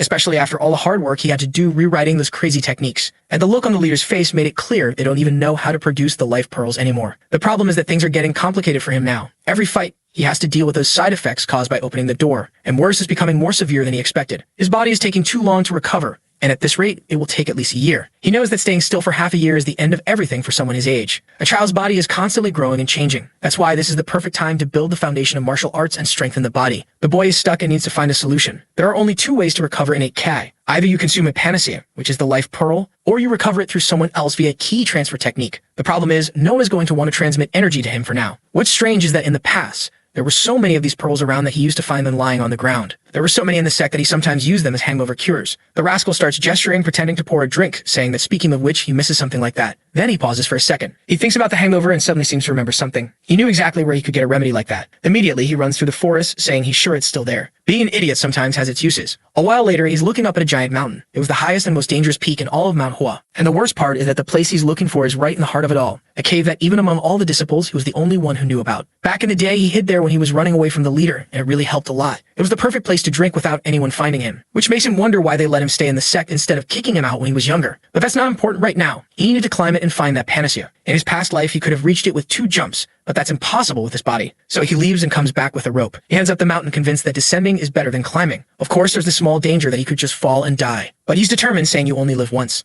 Or technically, he's living twice. The rope is tied to a tree and the climbing mission begins. The simple reason training is forbidden here is the deadly fall. There's barely anywhere to put your feet or hold on. The poor guy slips at this moment and starts free falling. He's scared, saying he's going to die. But when the rope reaches its limit, his body is pulled upward. At least he's glad he tied a decent knot. However, now he's swinging toward the mountain. He concentrates energy in his hand and slams it into the mountain as he swings back, but the bone in his arm breaks. Still, he manages to activate the adhesion seal, which makes him stick to the rock. The obvious problem now is that one of his arms is broken, but at least he could see the entrance to the hideout. He could reach it if he released the adhesion seal and used a bit of momentum. He steps, starts swinging back and forth, and after a few swings, he's ready to leap. But the rope snaps right then. Once again, he has to activate the adhesion seal, but the bones in his hands start to break. He keeps slipping, hitting the wall, and almost falling out. Barely he hangs on and manages to pull himself up into the cave. He's already cursing, saying it's a lie that he was the master of the fluorescent blade. As he enters the cave, he sees everything covered. He approaches and pulls it away. The boy had even left a lamp here, which apparently never goes out, He opens the chest, and inside it, there's another chest that he hopes contains what he's looking for, the life-replenishing pills. As soon as he begins to open it,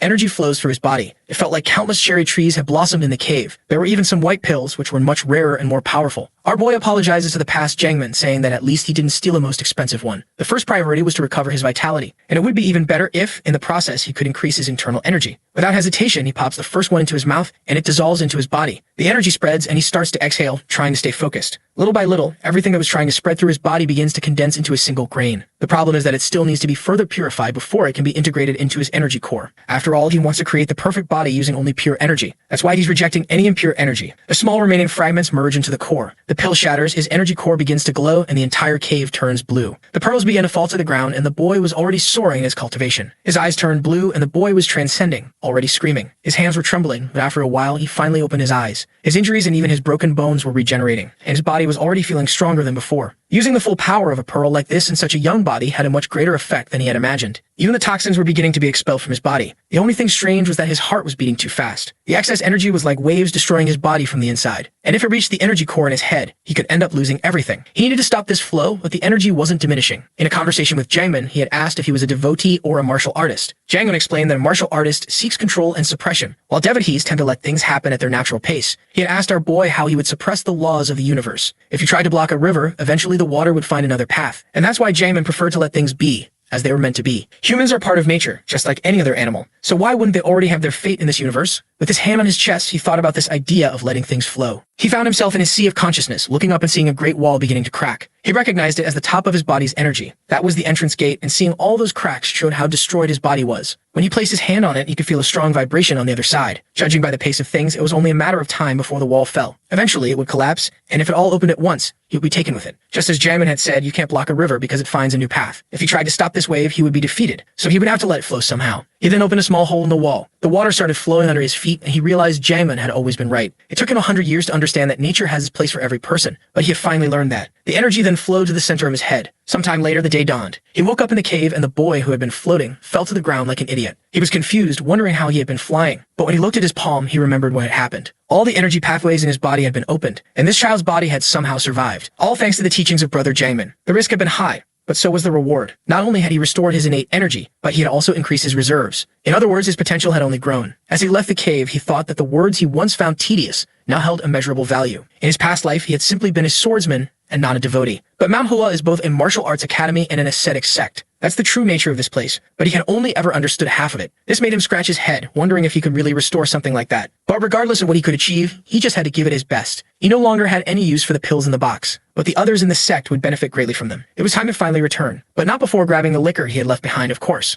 Manhwa had changed a lot, but that place was still intact, and spending time there made him feel like the old days. It was as if he finally belonged to it all again. Sooner or later, he would return to that cave, but for now, it was time to return to Manhwa. He leaped across the mountains. He even paused stylishly to admire the sunset. Finally, his body felt extremely light. He decided to take in the scent of the mountains, but it reeked horribly. The purification had turned him into a walking chemical weapon. Meanwhile, back at the sect, everyone was frozen and shivering from the cold. It was early, and they were heading out for training, wondering how long they'd have to keep this up. One of them commented that Chang Mayan had been acting strange lately. He looked worn out, like he was sick and exhausted. One of them then said that maybe the rumors were true, that he had suffered an energy surge. This caught everyone's attention as they agreed he looked very tired. Maybe he was avoiding training because he couldn't handle it anymore. The group concluded that this meant they no longer needed to train so hard either. One of them gathered the courage to ask why they had been following his orders until now. It was just because he could beat them all single-handedly before. But now that he was exhausted, things had changed. If they all teamed up, they could finally beat the boy. Zhou Jiul, standing to the side, was just observing the murmurs, and Yun Zhong told him to let them do what they wanted. Soon enough, they'd face reality. The gate began to open. Someone approached, glowing, and the group was already terrified. It's our boy. exuding an aura. They don't understand how this guy, who was nearly dead, showed up with skin glowing brighter than ever. At that moment, Chang Mayong says he understands why everyone is mad at him. Lately, he's been neglecting training due to his health. For that reason, he sincerely apologizes. Immediately, the guys know revenge is coming and tell him not to worry, that everything is fine, and he doesn't need to come back. But our boy tells him to stop lying. He knows they've been training hard even when he wasn't around. This dissatisfaction is his fault for being a terrible instructor. That's why he'll do his best to make up for those lost days. And for that, obviously, there's nothing better than even more intense training. He points behind him toward the mountain and tells everyone to run. They're all confused, wondering what he means by that. Chang Mayong just says it's a race and whoever comes in last will have to run twice. One of them was about to complain about climbing to the Lotus Flower Peak, but Yunjong had already started running. Jojo followed, telling him to wait up. The poor others just stood there watching them go. At that moment, another one said that at this rate he'd be the last and started walking. And suddenly, everyone panicked and ran off. Our boy says they're bold to be thinking about starting a mutiny. However, having the mentality to change things is good. After all, those who only follow orders will eventually hit a limit. But there's nothing worse than complaining without effort. A martial artist earns the right to speak through training and skill development, and that's exactly what he's there to ensure. Throughout the millennia that martial arts have existed in the world, countless people have become the strongest. But a single individual was never strong enough to carry a sect alone, which shows that for his sect to be strong, all the disciples must be strong too. His goal is to make sure that Mount Hua surpasses the glory of the old Mount Hua. He then yells that the last one today won't get dinner. The sun is finally starting to rise between the mountains, and the poor disciples are already lying on the ground, defeated as usual. Jojiel, exhausted, looks back and sees Yunjong getting up. He's impressed that this guy is trying so hard. It was clear why he's truly the senior brother. This wasn't a matter of strength or skill anymore. It was simply the foundation of willpower. A stone falls to the ground and someone asks why the sun has already risen. It's Chang Mayong with a bunch of weights saying that whoever has finished their training should give him the weights because he wants to use them. At that moment, he looks around and wonders why everyone is sleeping. While he complains that training had barely begun, Jojiel is staring at him, thinking he's a monster. He says these kids nowadays really can't be taken seriously, but everyone knows he's the youngest one there. He then drops the weights and says that's it for today. But he warns that whoever skips training tomorrow will train 10 times harder afterward. Before leaving, he tells them to clean everything up and put the equipment away. The others are just thinking he's a bastard. Sometime later at breakfast, Yunjong asks the guy next to him if he's lost his appetite, to which he replies that he's afraid of vomiting if he eats anything. They all turn to Yunjong, calling him Big Brother, and ask if his training regime hasn't gone too far. Everyone agrees, saying they're starting to fear dying because of it, barely able to stop trembling. They didn't want Yunjong to say anything to Chang Mayong and were pleading with him. They turned to Jiol and asked what he thought about it. He stayed silent for a moment. He said he agreed that the training was getting harder each day and was pushing his body to its limit. Iron gets stronger when struck, but that's not the case with humans. However, he's sure that the bastard Chang Mayong knows this too. For now, he thinks they just need to endure it, and if nothing changes, then they can talk to him. The group smiles, saying maybe that makes sense. Yunjong says fine, if something like that happens, he'll talk to him. Sometime later, Jiol collapses into bed. It's time to sleep and then wake up to train all day again. He thought he could handle this training no matter how tough he was. But he's already passing out, wondering if he'll be able to keep up at this rate, until someone calls for senior brother. He wakes up and sees it's Chang Mayong. He says it was really hard to find this, but he's giving it to him. Confused, Jiol asks what it is. Then we see the red light, and he already knows. It was a plum blossom pill. Our boy tells him to keep quiet, but he's shouting, asking where he found it. But Chang Mayong just says he believes it will be very useful to him, and he tells him not to tell anyone else about it. Jiol is overwhelmed with emotion. Then Chang Mayong tells him to consume it quickly, and he'll help guide his ki. Jiol is moved, saying he'll never think of the boy as a heartless monster again. When it came time to help, Chang Mayong was always the one who showed up. However, our boy is grinning wickedly, thinking the real hell is about to begin. The next morning, everyone was training and shining brightly. Obviously, our boy must have done the same for everyone else. And Anjum quickly noticed that something was different. The attacks of each of the boys were much more precise. However,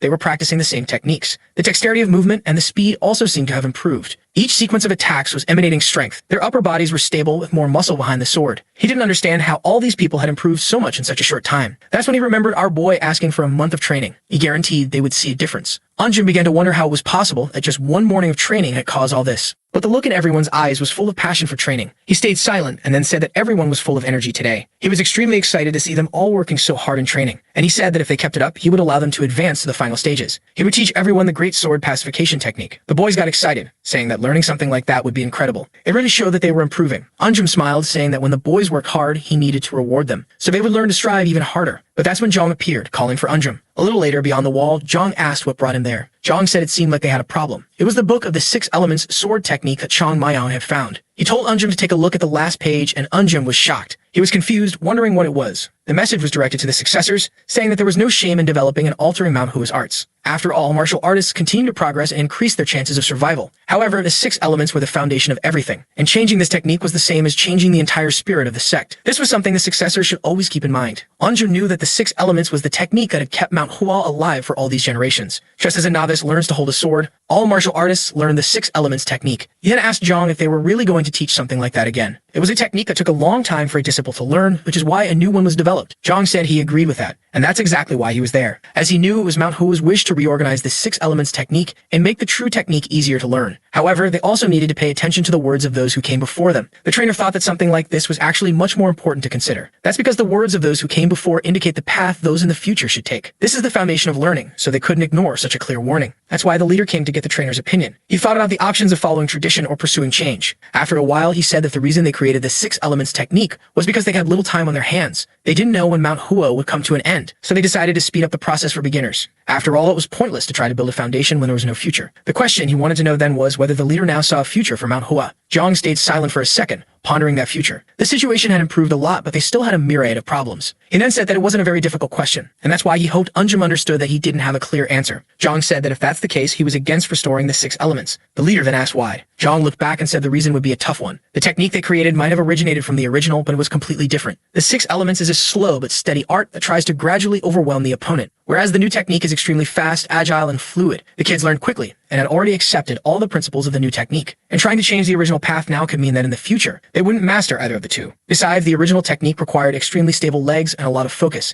and he thought it was too late for that. The leader asked him to repeat that, and he said the kids needed stable legs. That's when he noticed something and looked back. Seeing the boys' stances, he realized they had the legs necessary to master that technique. Zhang said it seemed like Unjum had been training them very well. However, he was confused because he had never trained them in anything like that. Then he looked to the side and saw Chao Mayong scratching his nose, and he began to wonder if this was that kid's doing. He then asked the leader for permission, saying he wanted to get one of the boys' opinions. He called for our boy, who was startled. Unjum told him to come over as he had something to ask, and Chao Mayong agreed. Unjum asked him which option was better, reaching the highest possible point slowly or reaching the destination quickly, which was the right path for Mount Hua to take. The protagonist pointed upward and said the right answer was always to aim for the highest point. Unjum asked why, and our boy said it's because this is the Mount Hua sect. Zhang seemed impressed. The boy carried all the pride of this sect's history, and to think that the ideal that existed in this place long ago came from the mouth of the youngest one. Chao Mayong said that if it were any other sect, the second option would be correct, but in the case of Mount Hua, it's a different reality. The only way to restore the honor and glory of the past was to not compromise the future in any way. Zhang was impressed that the boy seemed to understand the meaning behind Ong's words. The leader asked if this was just because they were Mount Hua, and our boy said that's what he thought at least. They exchanged glances and told him it was fine and he could return to his position. As our boy left, they talked among themselves, saying it was embarrassing. They never expected to hear words like that from a child. The only reason he gave was that they were in Mount Hua sect. Unjum said that something like that was only possible for him to say because he was still a child. His goals and ideals hadn't yet been tainted by reality, and although it was difficult, he didn't want to embarrass himself in front of that child. That simple conversation, however, would lead them to make a difficult decision. Choosing the fundamental technique of a sect was extremely important because it defined the future of the entire sect. He then told Unjum to pay attention as he was about to make a decree as the leader of Mount Hua. From now on, this would change. They would abandon the alterations they had made and return to using the 6 elements technique. Not only that, but they would also incorporate all the techniques left by their ancestors. And as the teacher of the third-year students, he had a crucial role in all of this. They couldn't continue to accept being a powerless sect forever. As long as this place was Mount Hua, they should be striving to become the strongest. That was the duty and goal of everyone who belonged to this sect. Furthermore, those children were the future. Perhaps because of this choice, he wouldn't see any significant changes in this generation. However, when these boys became the leaders of this place, the sect would return to its former prominence. While they pondered all of this, Chang Mayong was muttering that they were pathetic. Why did these idiots dare to ask him something like that? He had put the food in their mouths, and they were still asking how to chew it. It seemed like there was no hope of them ever getting anything right. Whatever they were doing, they were probably doing it wrong. It was time for him to visit Hua's prefecture, because they were surely making a mess of that place too. He shouted for everyone to hear that the sect was a mess without him. After years of hardship, the sect was finally at peace. The biggest problem, which was financial, had been resolved, and the old techniques had been reestablished to ensure the sect's future. Everyone was happy and the place was filled with laughter. But for our boy, peace was far from reality. The city was a complete mess. Sitting on a crate, he asked Zhou Jiol if he was really the son of a merchant family. Zhou Jiol said yes, and our boy asked him what it was like to run a big business on this continent. Zhou Jiol said it wasn't a big business, just a small shop. Our boy said that as an only son, Zhou Jiol must know some secret or something going on there. Zhou Jiol looked confused, wondering what he was talking about.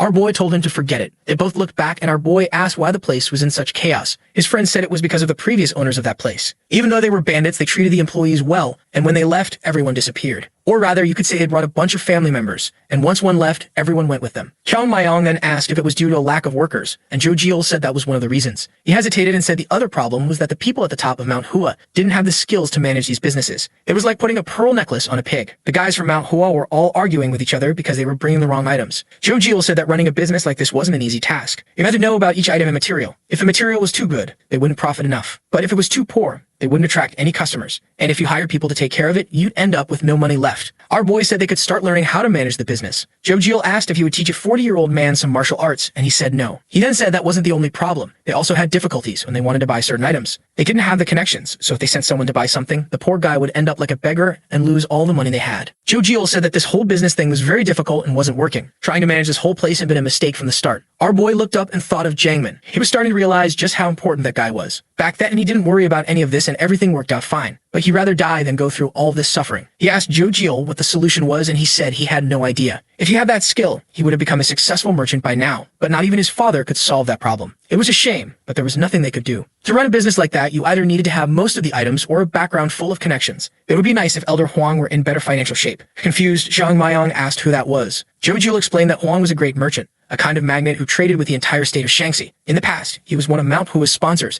and it was his support that prevented the total collapse of the sect. The protagonist asked why he sponsored them, considering there weren't any decent martial artists there. He saw Joe making a face and asked what was wrong. Joe said it was nothing and just mentioned that Huang sponsored several sects, and that if he were around, he would surely give them plenty of advice on how to manage everything. Our boy said the problem was solved then, since they just had to go and ask him for help. But unfortunately, it wasn't going to be that easy. Huang had been bedridden for over a year due to a coma. At that moment, Zhang Maiyang sat down, realizing it really wasn't going to be easy. Suddenly, someone was calling for our boy. It was Yunem, and he asked what was going on. He approached the two and said there was a task. He would have to return to the mountain, and our boy asked why. Climbing that mountain was incredibly difficult, and he was sure there were stronger and better prepared brothers. He was the youngest here with weak kai and shorter legs. Anam, however, told him to stop stalling because he was also the one with the least to do. Our boy said he had just been sweeping the whole courtyard, for goodness sake. But seeing the broken broom, he quickly asked what the task was. Anam explained that he had to deliver a letter to the finance office, and it was extremely important. It was from the Yuna Exchange Company, so he had better not lose it. Joe warned our boy that the Yuna Exchange Company belonged to Master Huang. He then grabbed the letter and said it would be delivered as quickly as possible. A little while later, in the mountains, he looked to the side and pulled out the letter. A letter from the famous Master Huang of negotiations, or probably from one of his employees, since Huang wasn't conscious to speak, for that matter. He saw the seal and gave a small smile. He knew what he was about to do was wrong, but he apologized to Jangmin in advance. The message said it was only for the sect leader's eyes, but our boy was curious about what kind of message someone bedridden was trying to send. He was sure they'd appreciate a little help from him. He opened it and took a look. The letter started by getting straight to the point. It was shameless to send this letter after years of silence, but he had to do it for his father's sake. He knew everyone's time eventually came, but the signs his father was showing didn't seem related to age. His heartbeat was erratic and his skin had turned a strange red color. He had completely lost consciousness and could no longer move. In addition, a red spot had appeared between his eyebrows. Xiao Maiyang seemed to recall the Chiama. They had called every doctor from all over the country, but none of them could correctly diagnose his father. It was out of pure desperation that he was sending messages to everyone his father knew. He asked that if the sect leader recognized even a little bit of these symptoms,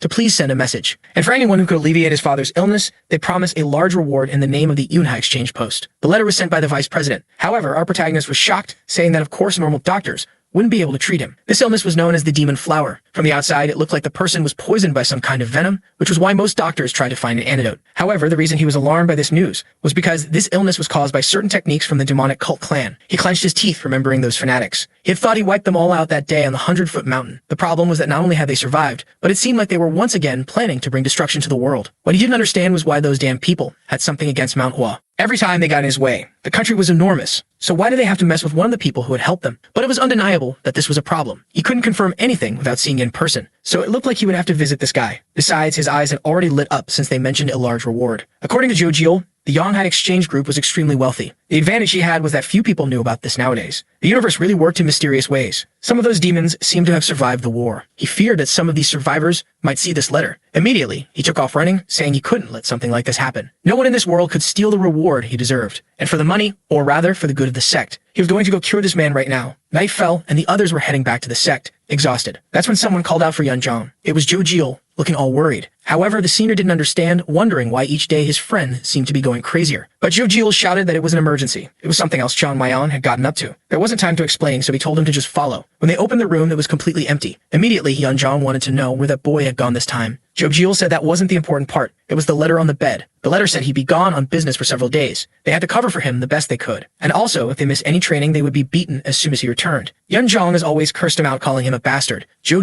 wanted to know what they were supposed to do now. Yunzhang just told him to tell everyone to stay quiet. Joe said that if they were caught, they'd be in trouble. But Yunzhang responded that it didn't matter. They were already in trouble. If he said he'd be back in a few days, they had no choice but to wait. He knew that people didn't keep such a close eye on the third-year boys, so maybe they'd get away with it. Poor Joe was worried about what would happen if they were discovered. But Yunzhang said he was more worried about what made Zhang Maiyang leave for several days. Whatever it was, it would surely cause a lot of problems. In the forest, our boy was sprinting from tree to tree, still running. He hadn't stopped for a second, running through the entire night. He had already run 117 kilometers and was finally feeling exhausted. In his past life, however, jumping over a mountain was easy. He looked ahead and said that in any case, it had been a long time since he'd been there. The city of Xi'an, a place where a lot had happened. In the past, he would drink there, always in high spirits, thinking it was the best. He was the number 2 in the sect and loved walking around there because no one bothered him. He was already a little drunk and ended up bumping into a guy beside him. The bottle slipped out of his hand, falling to the ground, and the man turned, asking if he had no manners. He told him to apologize since he had been the one to bump into him. But when the man saw that he was from Manhwa, he said he smelled something rotten. Obviously, Xiaoming wasn't at all pleased by that. The drink continued to spill from the bottle, and in silence, he told his men to get ready. The man was confused and started laughing. He said he already knew they were a bunch of thugs, but he hadn't expected that they would also have no manners. He had seen many masters like him roaming the city, but in the end, they always ended up getting beaten. Besides, it was ridiculous for him to come all the way from Mount Hua just to cause trouble in the city of Xi'an. So the man warned that if Chang Maiyang wanted, he could teach him a lesson about what happens when you step into someone else's territory. At that moment, Chang Maiyang sobered up immediately. He approached the bottle and gave it an upward heel kick. A man glanced, and it was over before he even knew it. A tap on the neck for each of the 3. They took the hit. Chang Maiyang grabbed the drink, and the poor guys were wrecked. Mount Hua sect and the Southern Edge sect had always been arch rivals. You could ask why they were rivals, but you could also reverse the question and ask why they wouldn't be. It starts with the fact that it's difficult for 2 strong sects to exist so close to each other, especially considering that both use sword techniques, which made them even more competitive. Constantly, the question of who was the stronger sect would arise. Because of this, many Mount Hua disciples avoided going to the city of Xi'an. Of course, going there with that smug smile was always the exception. It was the perfect place to escape the Elder's eyes, have fun, and drink plenty. He was never the one to start the fights with the Southern Edge guys, and every time they got beaten up, it was because they provoked him first. Naturally, the pile of bodies started stacking up. Eventually, he had to admit that those guys had a certain tenacity. No matter how many times they got beaten, they always came back. Perhaps it was that tenacity that led the Southern Edge to their current position. The conclusion of all this is that he's guaranteed to have problems if he runs into them again around here. However, since he's him, he's sure he'll be fine. Besides, the people around here probably don't even know him, so there shouldn't be any trouble. The scene shifts to a doctor checking Juan's pulse. The doctor let go of his hand and said, unfortunately, there was nothing they could do. Zhonghui thanked him and asked if it was really his father's fate to die this way. The doctor beside him said that the Tang family prided themselves on their knowledge of poisons, but unfortunately, he had no idea what was affecting his father. The son asked what it could be, and the doctor said that despite the symptoms, it didn't seem to be a type of poison. In his opinion, there was something more behind these symptoms. Zhonghui grabbed the doctor's shoulder and asked if it might have been some type of food. He then noticed the doctor hesitate and removed his hand. He apologized, saying he acted out of frustration. The doctor said he understood and was saddened that he couldn't help. Alone in the room, Zhonghui wondered what options were left. His father's health was getting worse day by day. He couldn't do anything for him, even with all the money they had. His father had always been generous to those with little, but now he was about to meet his end because of an unknown illness. Someone then called for the vice president and asked to enter. It was an elder from the Southern Edge sect named Maxianjai. He said he was sorry to say it, but it was time to face reality. The only way to save Wang was with a Taoist ritual. The son said he understood the concern but didn't want to use that method just yet. However, Muxiang says that it's not every day you can have the Taoist ritual performed by him. But Zhonghui says he'll wait for the responses to all the letters he sent before making a decision. Clearly, the guy from the south isn't happy about that, and he says that all the work he's doing is utterly pointless. Zhonghui is losing his patience with these provocations, but he has to endure all these impertinences. That's because Muxiang is one of the elders of the Southern Edge sect. They've long been part of the 10 major sects, and lately, their name has been spreading across the country. Some even say that within a few generations, they could be the greatest sword sect. And that's why, as the vice president of a trading company, it's difficult for him to oppose someone like that. He's sure that this guy will demand a fortune for this so-called ritual. It's not even about the money he cares about. If it were to save his father's life, he'd give up everything he owns. However, he's certain that if the Southern sect really had the solution to the problem, they would first cure him and then ask for the money directly from his father, which shows that they have some other motive behind all this. But Muxiang says there's no other way. If even the best doctors haven't found the solution, it's impossible for him to be cured. Just then, someone calls for the vice president. He appears and asks what's going on. The man informs him that a messenger has arrived from Mount Hua. Zhonghui is confused because the letter to Mount Hua was the last one sent. So why were they the first to arrive? Muxiang, however, asks what someone from that failing sect is doing there. He warns Zhonghui that there must be a trick up their sleeve, so he better be careful. He puts a hand on the man and says that going to talk to this person is a waste of time. How could the most insignificant sect of today cure his father's illness? However, Zhonghui says they came from afar to offer assistance, so it would be impolite not to receive them. Muxiang just watches and says, all right then. In the corridors, the servant informs that the person is still at the gate. Zhonghui says that leaving the person at the gate was discourteous. The servant tries to explain that the situation is unusual, but he cuts him off, saying that's enough, they'll go meet this person right away. He arrives at the gate, opens it, and immediately apologizes for keeping him waiting outside. He introduces himself as Zhonghui, the vice president of the place. The person says it's fine since he's not there for courtesies. Zhonghui notices that the person had a very casual demeanor, and when he stands up, Zhonghui is startled. It was our boy, calmly cleaning his ears. He's a bit confused, and the young man blows on his pinky finger. Zhangwei then wants to know when the rest of the delegation would arrive, but Chang Maiyang simply says he came alone, and Zhangwei is already breaking into a cold sweat. The boy just says he's there alone and has a way to cure the old man, so they better take him inside quickly. Besides that, he wants to hear a bit about that huge reward they mentioned in the letter. Zhangwei is completely baffled by this opportunist. The place falls silent, while he stares at the boy, who's casually asking for money. He then asks if Chang Maiyang came alone, to which he replies yes. The man questions if that means there's no one else besides him. The boy says yes again. He looks at the servant beside him, who shrugs, unsure of what to do. Looking at the boy, he wonders if Manhwa is playing a joke on the Anicaps trading company. However, maybe the boy really had a solution. That's when Moxing starts laughing and says that there's no way this sect could be more ridiculous than this. He approaches the vice president and says he warned him that it was a waste of time to talk with Manhwa. They don't have the necessary knowledge to take care of his father and sent this joke of a person here. He at least thought that the leader of Manhwa was a wise old man. So why did he pull such a cheap trick like this? Chang Maiyang thinks that he should have imagined something like this would happen, considering his age. So he decides that he'll have to convince them somehow. He leans in and says he'll introduce himself. His name is Chang Maiyang, and he's a third-class disciple of Manhwa. They had recently received the letter sent by the vice president, and he's there because he believes he knows the reason for the symptoms his father is experiencing. The vice president seems startled by the boy's statement. He asks if he really has knowledge of what's happening, to which the boy confirms. It was the first time Zhangwei had heard someone speak with such confidence. He had already invited countless physicians and martial artists, and no one had the courage to say something like that. Maybe the boy really knew something. However, the leader of the southern sect steps forward and says the boy is far too young to be pulling off such a fraud. He tells the vice president to go inside because they had enough of this nonsense. However, someone then asks for permission to speak. With his hand on his back, the boy asks the old man who he thinks he is to be talking to him like that. Man, a breeze blows through everyone's clothes. Confused, Moxung asks if he's talking to him. The boy questions if there was someone else swearing at him at that moment. The old man immediately yells, asking what insolence this is and if he doesn't recognize the southern sect's uniform. The boy says that now it makes even less sense since he thought the man with all his arrogance must be some kind of doctor, which based on all that confidence, he presumes the man has a solution to the boy's father's illness. Moxung stares at the boy and remains silent for a moment. Then he says that Master Huang became ill because he strayed from the virtuous path, and the only way to cure this is with a Taoist ritual that will calm the wrath of the heavens. Chang Maiyang says that sounds very convincing, but if it were a Taoist ritual, they should have called the Wading sect or the Kunlun sect. After all, that's not the specialty of the Southern Edge sect. Neither Manhwa nor the Southern Edge sect should be performing such a ritual. He turns to Zhangwei and asks if he doesn't agree that his father should be treated by an expert. Zhangwei is left speechless by the boy's knowledge. And Moxing immediately gets in the boy's face, asking how he dares to speak like that to an elder of a sect. However, Chang Maiyang doesn't seem to care, and the old man is seething with rage. He then asks the vice president if he's just going to stand there and do nothing, not expelling this child immediately. But he remains silent. Then he tells Moxung that this is not the Southern sect, as he is merely a guest of the Anicaps trading company. In that place, he decides how guests are treated. He addresses the boy as young master, and asks if he could answer a few questions. The boy agrees, and he then asks him to explain more about these symptoms he claims to recognize. Chang Maiyang says he heard that Master Huang often travels for business, and he believes that on one of those trips, he passed through the mountain of my feet and was contaminated there. Immediately, Zhangwei is startled by the fact that this didn't happen at all. The boy is confused and asks if he's sure his father didn't pass through there. The boy asks that his father was attacked by bandits, and Zhangwei says that nothing has happened in the last 5 years. Chang Maiyang is completely confused, asking where exactly the old man got beaten up. However, for the son, the little hope he had vanished. Moxung begins to laugh at the skies, saying he told them it was a waste of time. Manhwa was full of bandits, and they were only there to steal money from the innocent. Clearly, that insolent child wasn't there to do any good. Zhangwei then asks the young master to consider the position he's in. He understands that maybe the boy believes he can help his father, but doing something wrong would only worsen his condition. It was a pity,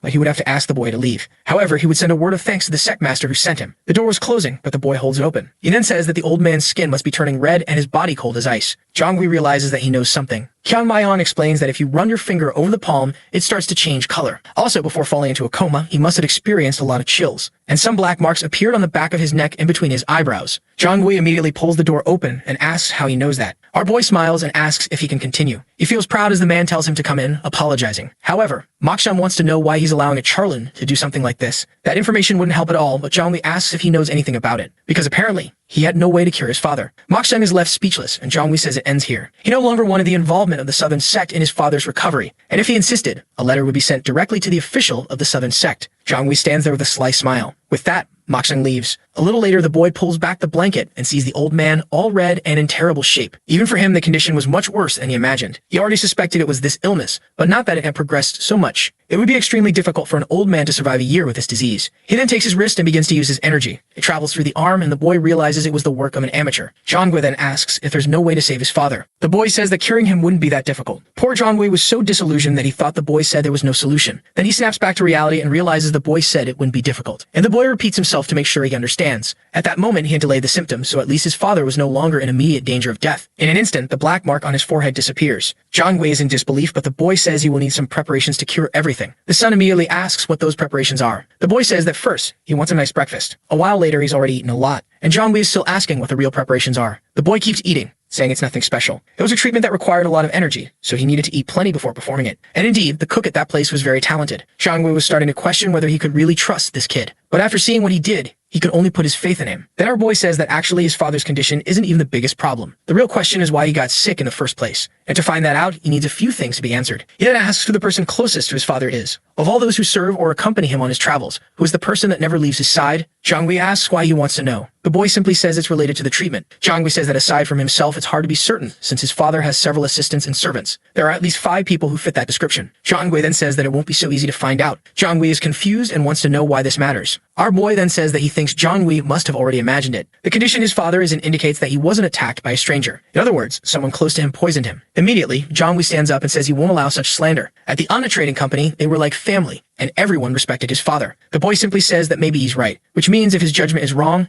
he'll just feel relieved. He picks his teeth, telling him not to worry that the investigation will reveal everything. His theory is that someone with very limited abilities was placing demonic Kai into the old man day by day, little by little. At first, it had no effect until the necessary amount accumulated, and then he started to worsen. Jongwei asks how he plans to conduct such an investigation. Our boy says he's just going to ask a few people and the vice president can stand by and watch. But he guarantees things will get very interesting very soon. He then changes his mind and says there's actually one little thing he can do. With his hand on his chest, Jongwei says to just ask. The boy grabs the bottle and says he wants another bottle of Yantai liquor. The scene shifts to Muksun. The old man is even breaking his chopsticks out of anger. He says he's encountered a Dan Brad who carries the same name as that other Dan one. The former, known as the master of the fluorescent blade. The boy talking to him is Isong Beck, who asks if he's referring to the former legendary swordsman. The old man slams the table, asking what's this business about legendary. He says you can't use a title like that for that damned bandit. Isong Beck knows that Mokshun always gets irritated at any mention of Manhwa. It's been 100 years since the master of the fluorescent blade died and still people talk about him. This makes him wonder if the guy was really as strong as the legends say. So he tells Mokshun to pay no attention to this kid. However, Mokshun responds that it's impossible to forget that Dan boy who kept making false promises. Isong Beck simply says the boy is bluffing, so nothing will come of it. But Mokshun has already heard that Master Huang's condition has improved. That's when Isong Beck understands the elder's concern. Huang never forgets a favor, and that means if the boy helps him, all of Mount Hua will be helped. And that was something they from the Southern Edge sect couldn't let happen. He then tells the elder that if he wants,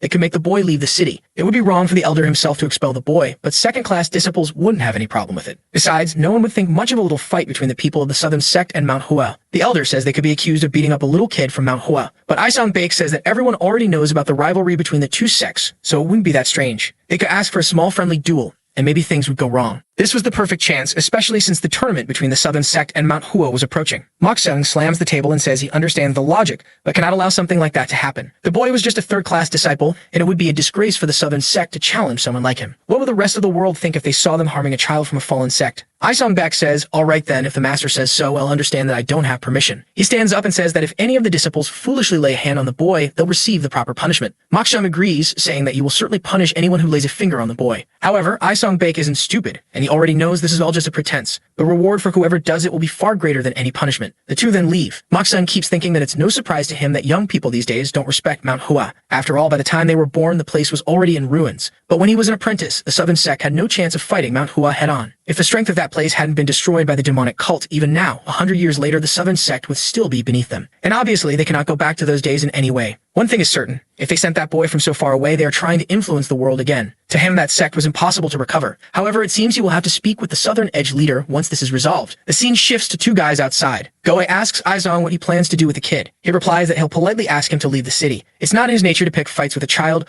but he also can't allow him to cause trouble for the elder. What he finds strange is why Mount Hua sent a child like this, as at that age, they shouldn't even be allowed to leave the sect. Apparently, the sect had fallen so much that they no longer had rules. Suddenly, Isong stops and says, speak of the devil, as someone matching the description was right in front of them. Our boy was there, whistling casually until someone called out to him. They approach and say it's an honor to meet a disciple of Mount Hua. Then he introduces himself as Isong Beck, a disciple of the Southern Edge. Clearly, our boy doesn't care at all about that. Isong then asks where he's going. Our boy says he's going to see Master Huang. He's curious to know if his condition has improved. Isong thinks the kid is shameless. What was that child thinking of doing when none of the best doctors had found a solution? He then asked our boy if he has a minute. Isong wants to know what it is, and the boy says he won't beat around the bush, As everyone knows, the Southern Sect and Manhwa have always competed with each other, and the big challenge is coming. Kang Mayong, however, says he's never heard of that since he's just recently joined the sect. Aisong thinks, now it's explained. It's because he doesn't know about this enmity that he has the courage to be so brazen. He then says that experiencing the martial arts of Manhwa firsthand would be extremely valuable for his training, and he asks what the boy thinks about that. Could the boy demonstrate Manhwa's famous swordsmanship? Aisong is sure the boy will refuse. As brazen as the boy is, he would realize he doesn't stand a chance and would end up getting beaten. However, our boy, straight-faced like Lloyd Frontier,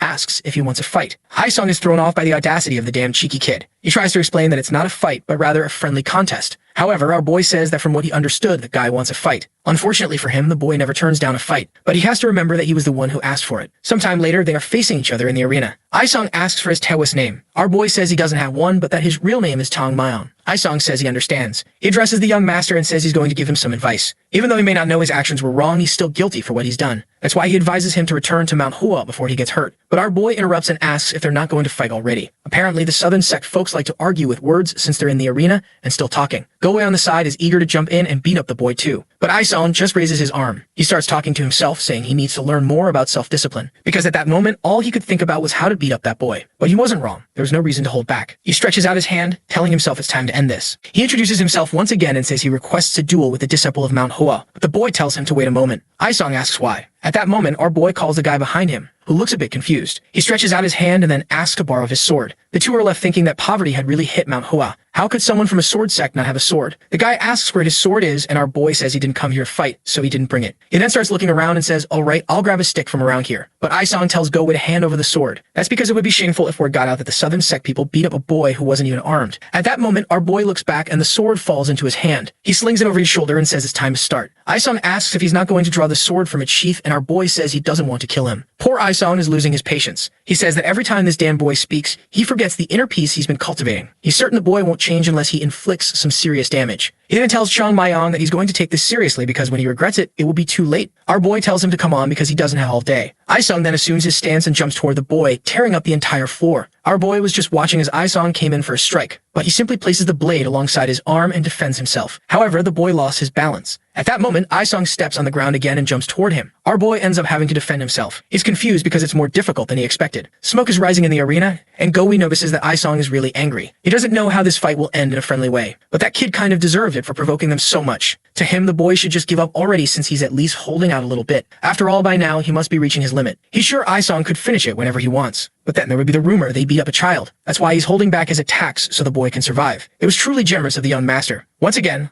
Aisong comes in for an attack and is startled. The area explodes and the boy is thrown backward. Aisong is already exhausted, confused as to how this kid blocked again. He can't understand how this boy, who moves like a snail, has been blocking all his attacks. That's when he starts to realize something. The boy was positioning his sword to defend long before his attack arrived. It was as if he already knew every move, which would be impossible unless he could read minds. By his appearance, he must be around 15 years old, younger than his own younger brother. He thinks again and says now he wants to see him block this. He goes for an overhead slash, but the boy calmly slides his foot to the side, places his sword, and deflects the attack. Aisong realizes once again that the boy doesn't seem to be exerting much effort, which is strange because Aisong is considered one of the prodigies of the Southern Edge sect. Now he was starting to lose his temper. His hand begins to turn blue and a gust of wind forms around him. He starts repeating to himself that this shouldn't be possible. Then he tells the boy that this sword is going to cut the heavens in two. He leaps toward him, activating the sky-splitting technique, but Go-Wei yells at him to be careful or he'll kill the boy. At the last second, it seems like Aisong starts to hold back the move. However, the moment his sword touches Chang Mayong's, nothing happens. Aisong feels relieved because if he had used his full strength, he would have been in trouble. But then the boy is thrown far away. Man, the boy spits blood. The two are shocked as the boy's body falls to the ground. The wall is destroyed and the boy is half dead. Confused, Aisong doesn't know what happened. He stands there frozen until Go-Wei yells his name and runs over, asking what he did to a child. Aisong tries to explain, saying it wasn't intentional, but he sees Go-Wei picking up the boy, who looks unconscious. But he's certain that at the moment of the attack, he had withdrawn his ki. He touched the sword and suddenly the boy was thrown far away. The boy, however, coughs and spits out a sea of blood. Go-Wei is shocked, asking what they're going to do now. Poor Aisong didn't even know a human could hold that much blood. Now he's sure he's going to look like a villain in this situation. Then someone approaches and asks what all this is about. The boys are startled. It's John Wee asking what the Southern Sect people had done. One of the doctors approaches and says the boy is in terrible shape. They need to move him right away. With that, he's thrown over one of the men's shoulders and taken away. Aisong knows it'll be hard to come up with an excuse for this situation. Not even the legendary strategist could come up with a decent excuse. Then John Wee asks why they, who claim to belong to such a great sect, use such a deadly move on a child. He really thought the Southern Edge sect was a virtuous place. but now he would only question those words after witnessing such senseless violence. He turns to Isong and says he won't forget what happened there. The boy tries to explain, but Jongwei immediately tells them to leave the Manhwa trading company. Then someone else arrives asking what the commotion was about. It's Mukshang asking the vice president what happened. Then he notices his sword, a pool of blood, and the destroyed wall. Immediately, he knows those idiots did something stupid. He then tells the vice president that it seems there's been an accident, but the vice president asks if they have the nerve to call that an accident. The boy who was treating his father was almost cold-bloodedly murdered by the Southern Sect's disciples. Accident was not the right word to use when it was clearly intentional. Isong tries to explain, saying he didn't use excessive force, but Jongwei tells him to stop interrupting and get out of that place. It was ridiculous for him to use the excuse of a casual sparring match when the result looked like a battlefield. And how could it be fair for him to fight a child who was nearly half his age? Was that the virtue the Southern Edge sect stood for? He then says he said enough. It's time to gather the disciples and leave the Manhwa trading company. Mukshang remains silent. Then he says they will do as asked. He apologizes for what happened, but says that the Southern Edge sect wishes the best for Master Huang. The vice president passes by and says he will remember. However, to say that everyone in the Southern Edge sect wants something like this would be an exaggeration. Mukshang has to stay quiet. Gowei stands there, and Isong hangs his head low. He's about to apologize, but Mukshang tells Gowei to return to the sect, and he warns Isong that since he made this mess, he'll stay until they regain the vice president's favor. Poor Isong stays silent, biting his tongue, but he has no choice but to say he understands. Later in the room, the doctor says the boy is in critical condition. They could use all kinds of treatments, but there was no guarantee he would recover 100%. Jongwei asks if at least the boy's life is not in danger, and the man says yes. He then feels relieved. He asks when the boy will recover, and the man says maybe in about 3 days. Jongwei relaxes. Looking at the boy, he couldn't have imagined that the only hope of curing his father was now unconscious. This child was the only person who managed to improve his father's condition, even if just a little. He knows that, in the end, this boy is his only chance to save his father's life, and to think that he would be beaten to the point of losing consciousness. Anyone who respected the honor of the trading company would never do such a thing. The Southern Edge sect had become far too arrogant. The doctor then asks if he is sure the boy can really cure his father. To him, it was hard to believe. However, Jongwei explains that many renowned doctors came there and did nothing, but the boy was able to describe the entire illness without even seeing it. Not to mention, he saw the boy improve his father's health right in front of his eyes. He wasn't trusting the boy blindly, but because he's sure the boy was sent by the heavens. That's why they must ensure by any means that he recovers as best as possible. Night falls. Someone opens the door and enters the room. A man in a cloak stares at Chang Mayong's sleeping body. He prepares an attack and says he personally has nothing against the boy, but this is the price he has to pay for getting in their way. He raises his hand and strikes at the boy's neck, or rather right beside his head, because Chang Mayong wakes up and dodges. With a smile, he grabs the man's arm. He stands up and says, "Found you." Our boy is already laughing, asking if the cat got his tongue. The man activates the power in his other hand and attacks, but Chang Mayong easily dodges again, steps on his back, and lands on the other side. But the attacker notices and throws an explosion. However, the boy dodges again. The persistent assassin activates another attack in his hand, saying that now he'll finish him since there's no escape in midair. He sends a palm strike, but our boy kicks his attack away. The man is left speechless as Chang Mayong lands on the ground, saying he must be pretty confused, and then tells him he wasn't the one trapped. At that moment, someone enters and the man turns to the side. Jongwei and several guards are watching this. Chang Mayong says he's fallen right into the trap. Jongwei demands an explanation for what the man was doing there. It's Jabak Bian, one of his father's servants. The protagonist picks something up from the ground and says, "I told you so." He goes to the president's residence and says the person has revealed himself. Jongwei says he didn't want to believe it, but seeing this, it was impossible to deny. To think that his father's most trusted advisor was behind all of this. Jabak asks how they knew it was him, but our boy simply says he had no idea. He just made sure everyone believed he could cure Master Huang, and then got himself hurt to make himself vulnerable. Confused, Jabak asks what he would have done if he hadn't shown up, but Chang Mayong replies that he had no choice. If he died that night, all the blame would fall on the Southern Edge sect. Jabak says, "So you're plotting with those bastards?" But our boy just says he's wrong again. He would have found another way to get hurt, but luckily, they called him for that duel. Jabak says he heard the boy had internal injuries and was in critical condition. But our boy just says tricking a local doctor isn't that hard. Then he says Jabak seems to have a lot of questions, but they're not there to satisfy his curiosity. All he needs to know is that he fell into the trap and was caught as someone trying to kill Master Huang. Jabak stops and starts laughing at the sky. Everyone is confused by the madman's laughter. He asks how his attempt to kill the boy would show that he wanted to kill Master Huang. Zhongli asks, confused, what he's talking about. Jabak says Master Huang means the world to him. The vice president asks then why was he trying to kill the boy? The assassin responds that he's sure the boy is trying to deceive everyone there. Even the masters couldn't cure the old man, so how could this boy do anything? Zhongwei, however, says if he really had doubts, he would try to convince him, not kill him. But Jabak retorts, saying the vice president has lost touch with reality and wouldn't believe him. Killing the boy was the only way to make him wake up to the truth. Our boy says all of this is just a bunch of blah blah blah, and asks if he really has to listen to such pathetic excuses.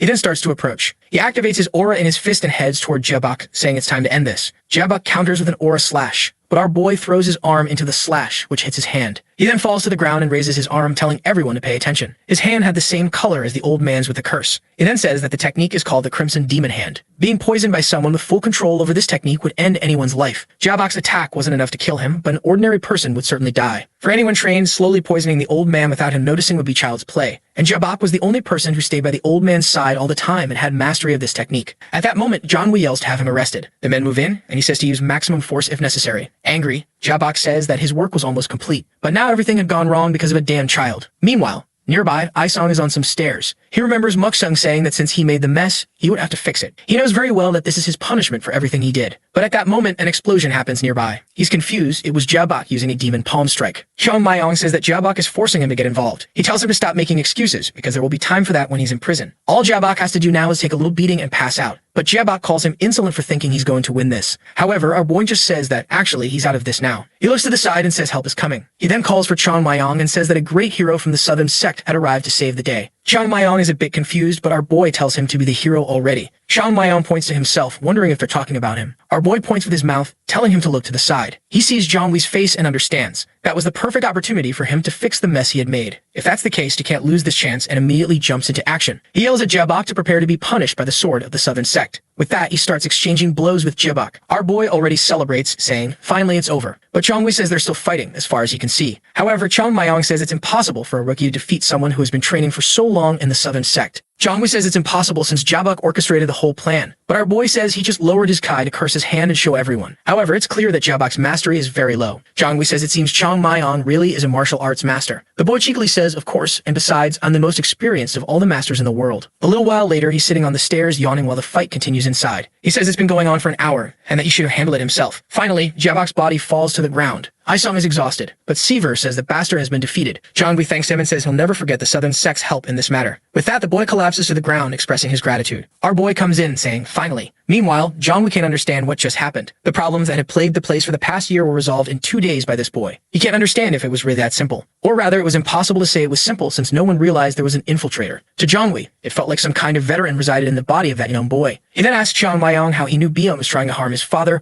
or at least why he thought Beon wanted his father dead. Our boy just says he has no idea, but the vice president says he orchestrated the whole plan, so he must have something in mind. But with a sly smile, Chung Mayong says he has no clue, he's just here for the reward. And obviously he knows that this merchant group is quite honest, so they won't try to bargain. But then Zhonghui says he forgot one small detail. The reward wasn't for catching the villain, but for helping his father recover, who was still sick. He wants to know if Chung Mayong can actually do that. Our boy smiles and says, of course. Zhonghui then says that if that's the case, he'll guarantee a reward for Manhwa, even if it costs the entire trading company. Our boy is shocked and grabs his hand. Zhonghui says there's no need to get so emotional, but the protagonist asks if he's joking. The old man is confused, and our boy starts complaining, saying that the reward is his, not the sect's. He came here, worked hard, so why would Manhwa get the reward? Zhonghui thinks this boy is stranger than he imagined. A little later, our boy knows that now he just has to cure the master. The plan has been perfect so far, and he had fun humiliating the Southern Sect. But the real problem is just about to begin. He's not 100% confident that he can actually cure such an advanced illness. Of course, to convince them, he said he could, but he's not entirely sure. That's because the body he's in now isn't the body of the master of the fluorescent blade. If the demonic key starts attacking the old man's body during the process, he might die in that state. But he has no choice but to try something. He asks Master Huang not to hate him if everything goes wrong. Energy then starts to flow through his arm. He creates a small Chung Mayong made of floating energy. Our boy now faces the demonic Kai directly. Thousands of snakes were circling the old man's body. Even though it was demonic energy from a novice, it had been applied all over the body, and he doesn't know if the energy he possesses will be enough to eliminate it. The snakes advance, and he says he has no choice but to try. With that, he begins slicing through the demonic Kai. Outside, little by little, the arm is being purified, and then he gets confused by something. The single attack he made created a rupture in the middle of the demonic Kai. He starts feeling confident that maybe he can do it. That's because his current body only contains the purest ki anyone can carry. If he had accepted any other energy, he would have at least 10 times more now. But it's exactly because he only possesses pure energy that it's so easy to combat the demonic one. Now the only problem was whether Master Huang could survive this internal battle. He continues attacking and dissipating all the ki, while begging the old man to hold on just a little longer. He was almost done with the job. He delivers one more attack, but then something unexpected happens. The snakes begin to flee from him. He wonders where they are going. When he opens his eyes, he sees the old man's body. The demonic Kai had all gathered in his head. Trying to cure the old man's head directly was much more risky. However, leaving him in this state wasn't a good option either. If he presses forward, the old man might die, but if he backs off, he will definitely die. The decision wasn't easy, but it had to be made. If these were the choices, he would take the direct route. With that, the spiritual energy moves directly toward the old man's head. However, what he does is use his own body to start pulling the energy into himself. His hand turns red and his entire body starts to crack. Man, he pulled in too much demonic energy. He collapses to his knees, saying not to underestimate him. A master of the fluorescent blade couldn't die to something as idiotic as this. But his vision starts to blur. His consciousness begins to fade, and he clenches his fist, saying he won't pass out there. If he blacks out with all that ki floating in his body, he'll die for sure, especially considering that a child's body is much more vulnerable. He assumes his spiritual form within his own body, looks at the demonic ki, and tells it to come at him. The snakes attack once again, but he dodges, steps on them, and starts walking toward them. One slash, and he opens a rift through the middle of them. But once again, they come in to bite him and manage to trap him. But the head is dislodged, and he appears from within. However, he starts to wonder what's happening. The demonic ki in his body was moving much faster. He slashes another one, but realizes he can't keep track of their movements. That's when a horde manages to attack him again. Another flash of light, and he shreds the lot of them. Something had changed. The demonic ki seemed to be getting aggressive because it knew it was being cornered. And now the fact that he had little energy left was a problem. Because this battle dragged on, he wouldn't stand a chance. The curse was starting to take over his body. He leaps to dodge another attack,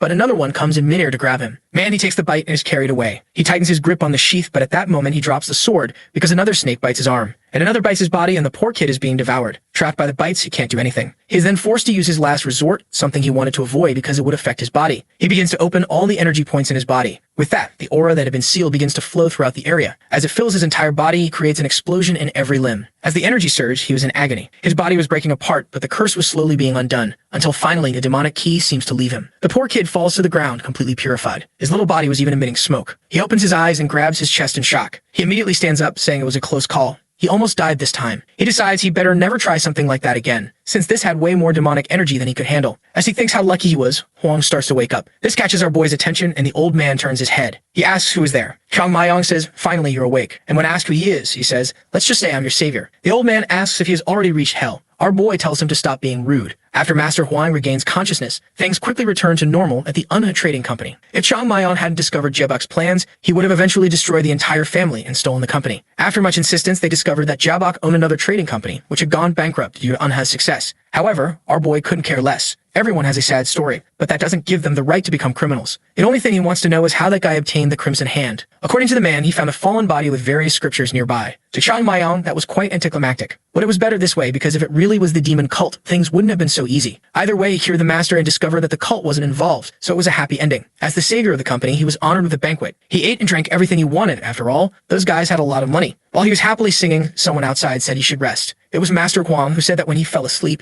he was in worse shape than now. He enters, asking permission, and inquires if the boy is Master Chang Mayong. Now chubby, Chang Mayong asks if the old man doesn't remember when he woke up. Maybe he had gained a few pounds since that day. Zhanghui says the boy had eaten his weight in food in just 3 days. The chubby man then asks how he can help, and the old man says he'll get straight to the point. He apologizes for the impertinence, but one asks something of the young master. The old man starts to kneel and then bows, asking if he would please accept his gratitude. It was thanks to the boy that he could still breathe, so he didn't even know how to repay this debt. Still afraid, our boy says there's no need to bow. But the old man replies that he has no idea how he will repay this debt, but he will do the best he can. What he wanted was the opportunity to repay it. And if the boy wanted anything, he should ask without hesitation. However, our boy says that as a follower of the virtuous path, he cannot accept anything for saving a life. Doing so would shame his sect, especially since he is here without Mount Hua's permission. The old man seems a bit confused by this. Our boy simply says that it was such an urgent matter that he couldn't wait for the sect's permission. The old man's eyes light up, asking if he really went that far for him. And he says that if he wanted, they wouldn't tell the sect about this. The chubby man smiles and asks if he's sure they won't tell. The old man says yes, and Chang Mayong immediately pulls out a little notebook from his shirt. Master Huang asks what that is. Our boy says it's just a few notes because at his age, his memory isn't that great. The two are confused by this age talk. Master Huang then asks what the notes are for. Our boy flips through the pages saying, "Didn't you say I could ask for anything?" Then the master starts to understand. That little notebook contained everything the boy wanted, and the chubby man asks if they could start. Sometime later, Zhangmi asks his father how he's feeling. He picks up the cup and says that strangely, his body feels lighter than ever. It's as if he's gotten 10 years younger. Zhanghui says all of this is very strange. But then his father asks if there's something he wants to say. Since his health is better, he knows his son isn't just there to talk about that. The son stays silent for a second. He calls his father and then calls him president. He says he heard that he plans to end negotiations with the southern sect, and also promise a great reward to Mount Hua. His father confirms this. Once again, Zhanghui hesitates. He then reminds him that the southern sect is the greatest power among all the sects in Shaanxi. They would be turning their backs on such a powerful group and aligning themselves with Mount Hua, which is basically bankrupt. This would be extremely dangerous, even if it was to show gratitude to that young boy. Analyzing the entire situation, he thinks the reward is a bit excessive. However, if his father insists on doing this, he should at least maintain negotiations with the southern sect. The old man slams the cup on the table and asks what the main role of a merchant is. Zhanghui is a bit uneasy, searching for the words. Then he says the role of a merchant is to make deals that follow the virtuous path and enrich the local economy. at the same time making a positive contribution to the country and the world. His father spits out his tea and starts laughing. He says that's a very idealistic view for the vice president, but those are just a bunch of pretty words because he already knows the truth. The obligation of a merchant is to make money. They need to seek profit above all else, even if sometimes they have to go against the virtuous path. If a merchant wants to do good, they do it with the money they earn. Because for someone who deals in business, there is no good or evil in money itself. So the concern is only efficiency. Zhongli asks if he understands correctly. His father's plan is to make money through the bankrupt Manhwa. But Master Huang asks if he's forgotten how he made the trading company so big. A natural instinct to find opportunities, to see something undervalued with great potential and invest in it before anyone else. Whether it's a martial sect or even another trading company. Zhongli knows that's how his father made Unha the largest company in Shaanxi. However, he insists, saying he doesn't see why they should invest in Manhua since it has no potential. But then he thinks of the boy and says it does. He agrees that right now, Manhua can't compete with the Southern Sect. But if it continues to grow at the rate he believes it will,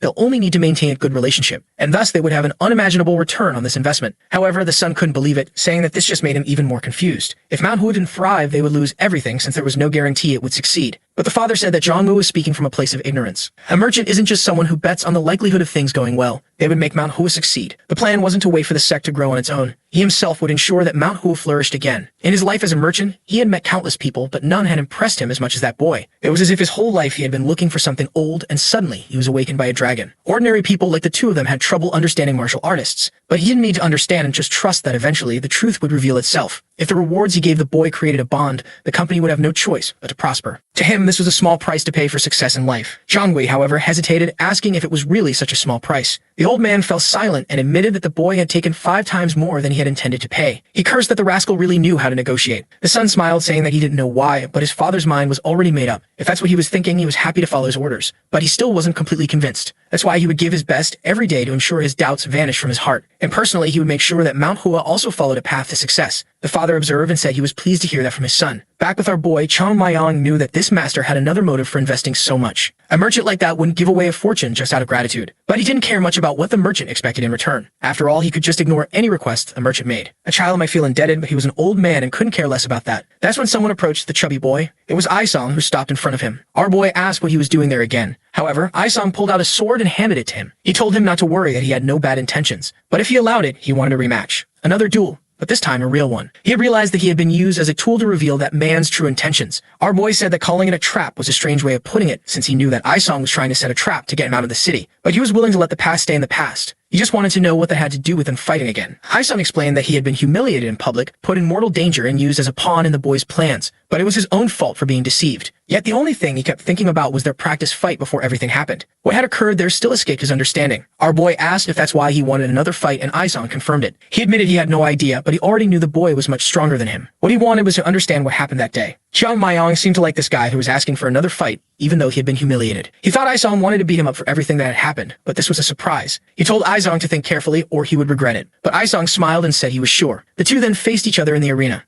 Aisong couldn't believe how small the boy was. About 10 years younger than him and at least a level of difference in martial arts. It was as if a second-class disciple could defeat a third-class one. This strange difference made the poor guy tremble and sweat. Even though he was much older, he still felt a sense of oppression. It was as if he were standing in front of one of the elders of his sect. In theory, it should have been impossible for someone so young to have such a powerful aura. But he decided he would have to see for himself. Chiang Maiyang then said that Aisong was sharp. He hadn't done anything yet to intimidate the guy, but he was already trembling because he could sense his power. Perceiving something like that showed that he actually had a lot of potential. Chiang Maiyang noted that he could see the boy would have a late start. He knew that the person in front of him was one of those people who would grow infinitely stronger the more they trained. Perhaps in the distant future, he would even become the strongest swordsman of the Southern Sect. And if that was the case, Chiang Maiyang was willing to teach him a few things. He raised his hand and told him to come. Aisong readied his sword, flicked it to the side, and cracked his neck. Our boy recognized that as an illusion technique, but it wasn't something commonly used in the Southern Sect. Aisong then warned him. He had realized there was no chance. That's why he had to start with the strongest technique he had. Several shadows of his hand began to appear, and he warned Chiang Maiyang. He was going to use the 12 snow petal strikes technique, but our chubby boy didn't seem happy about it and called him a bastard. Aisong, however, threw himself forward,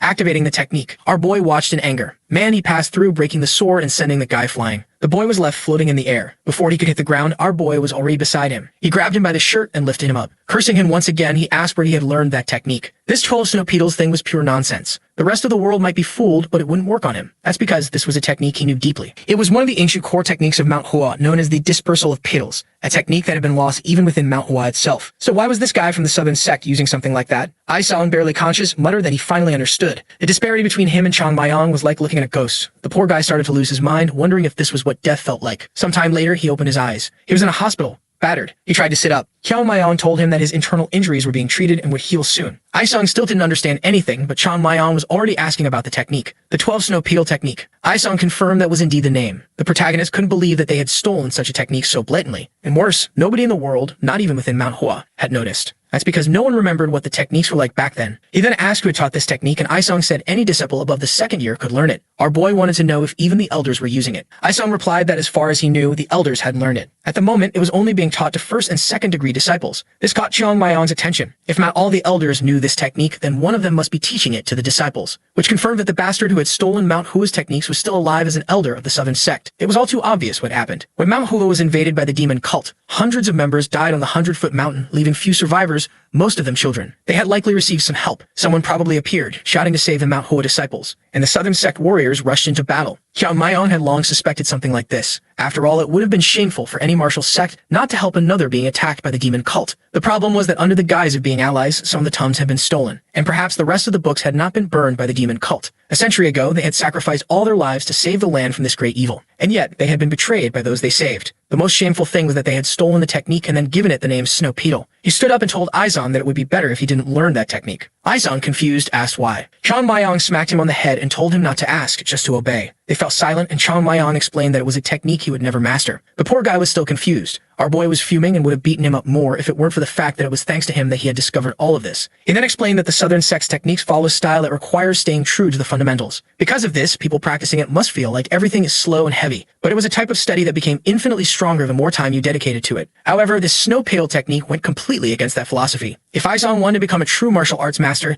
he would have to abandon that knowledge. A sword strike with so many variations didn't fit the philosophy of the Southern Sect. He asked if Aizan understood and stared at him, but the poor guy was too clueless and still confused. Our boy was furious that he had to teach the philosophy of the guy's own sect to him. But then he began to wonder why these idiots had started to create a variation they couldn't even master. That's when he stopped to think. Maybe he was the reason they had gone so far. At least that's the thought that crossed his mind. That's because, in the past, he used to go around the city beating up all the disciples of the Southern Sect. Surely the members there had taken great pride in the techniques they had learned, until he showed up and started beating everyone down. Perhaps this had led to doubts about their own techniques. What they didn't understand was that martial power isn't determined by the strength of the techniques, but by the skill of the individual. The strangest part was that they might not even have realized they were using a Mount Hua style. Aisong stared at his own hand, thinking about this philosophy of his sect. But then our boy turned around, saying he was leaving. Aisong called after him, but our boy told him to forget everything he had said. The path he should follow couldn't be determined by anyone else. The advice he gave might have been useful, but he was still the one who would make his own decisions. That's why he had to stop and think for himself about the path he wanted to follow. At that moment, Aisong stood up and thanked him for the wisdom he had shared. Our boy turned around, smiling, and with that, the chubby guy left. He stood there, saying that this was very strange. It was almost as if he had met an old sage. But outside, our boy was already thinking about going to the Southern Sect and beating everyone up. He looked up at the sky, talking to his brother Jamu,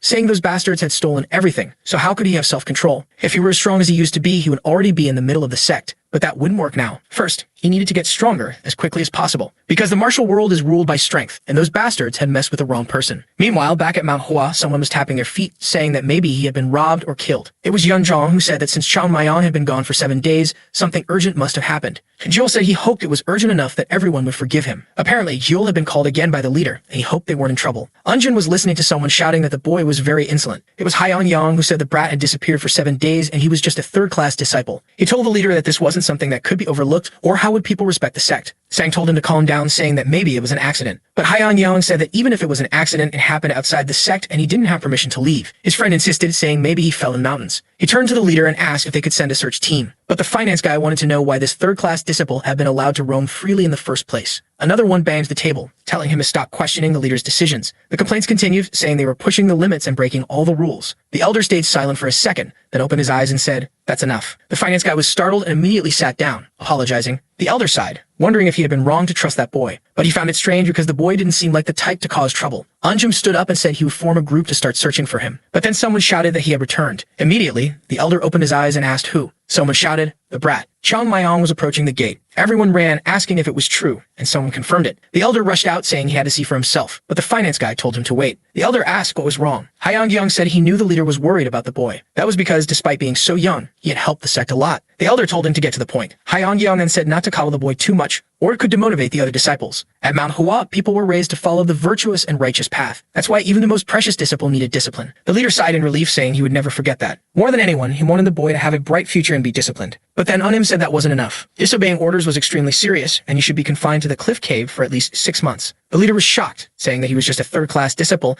and still didn't know things well. But Yumev insisted that at least a proportionate punishment was necessary. The leader asked if everyone agreed, and all the elders said yes. He calmed down and said, "All right." Manhwa wondered what the boy had been doing. Finally, our boy entered the gate. As soon as he looked ahead, there were the 5 elders walking toward him. He looked at the leader and greeted him respectfully. The leader observed him and called him over. He immediately asked why he had been gone for so long. Our boy simply replied that it was unavoidable. But Haiyang told him to stop being so insolent, as he was just a third-class disciple. No explanation he could give would be satisfactory. The sect master then told him to explain himself but warned him of the punishment. Our boy looked a bit awkward. Then someone asked for permission to enter. The finance guy was startled. It was the people from the Unha trading company asking for likes on this video that helps Mamoru make more juicy content for his viewers. Activate the cheeky little bell, and I'm out.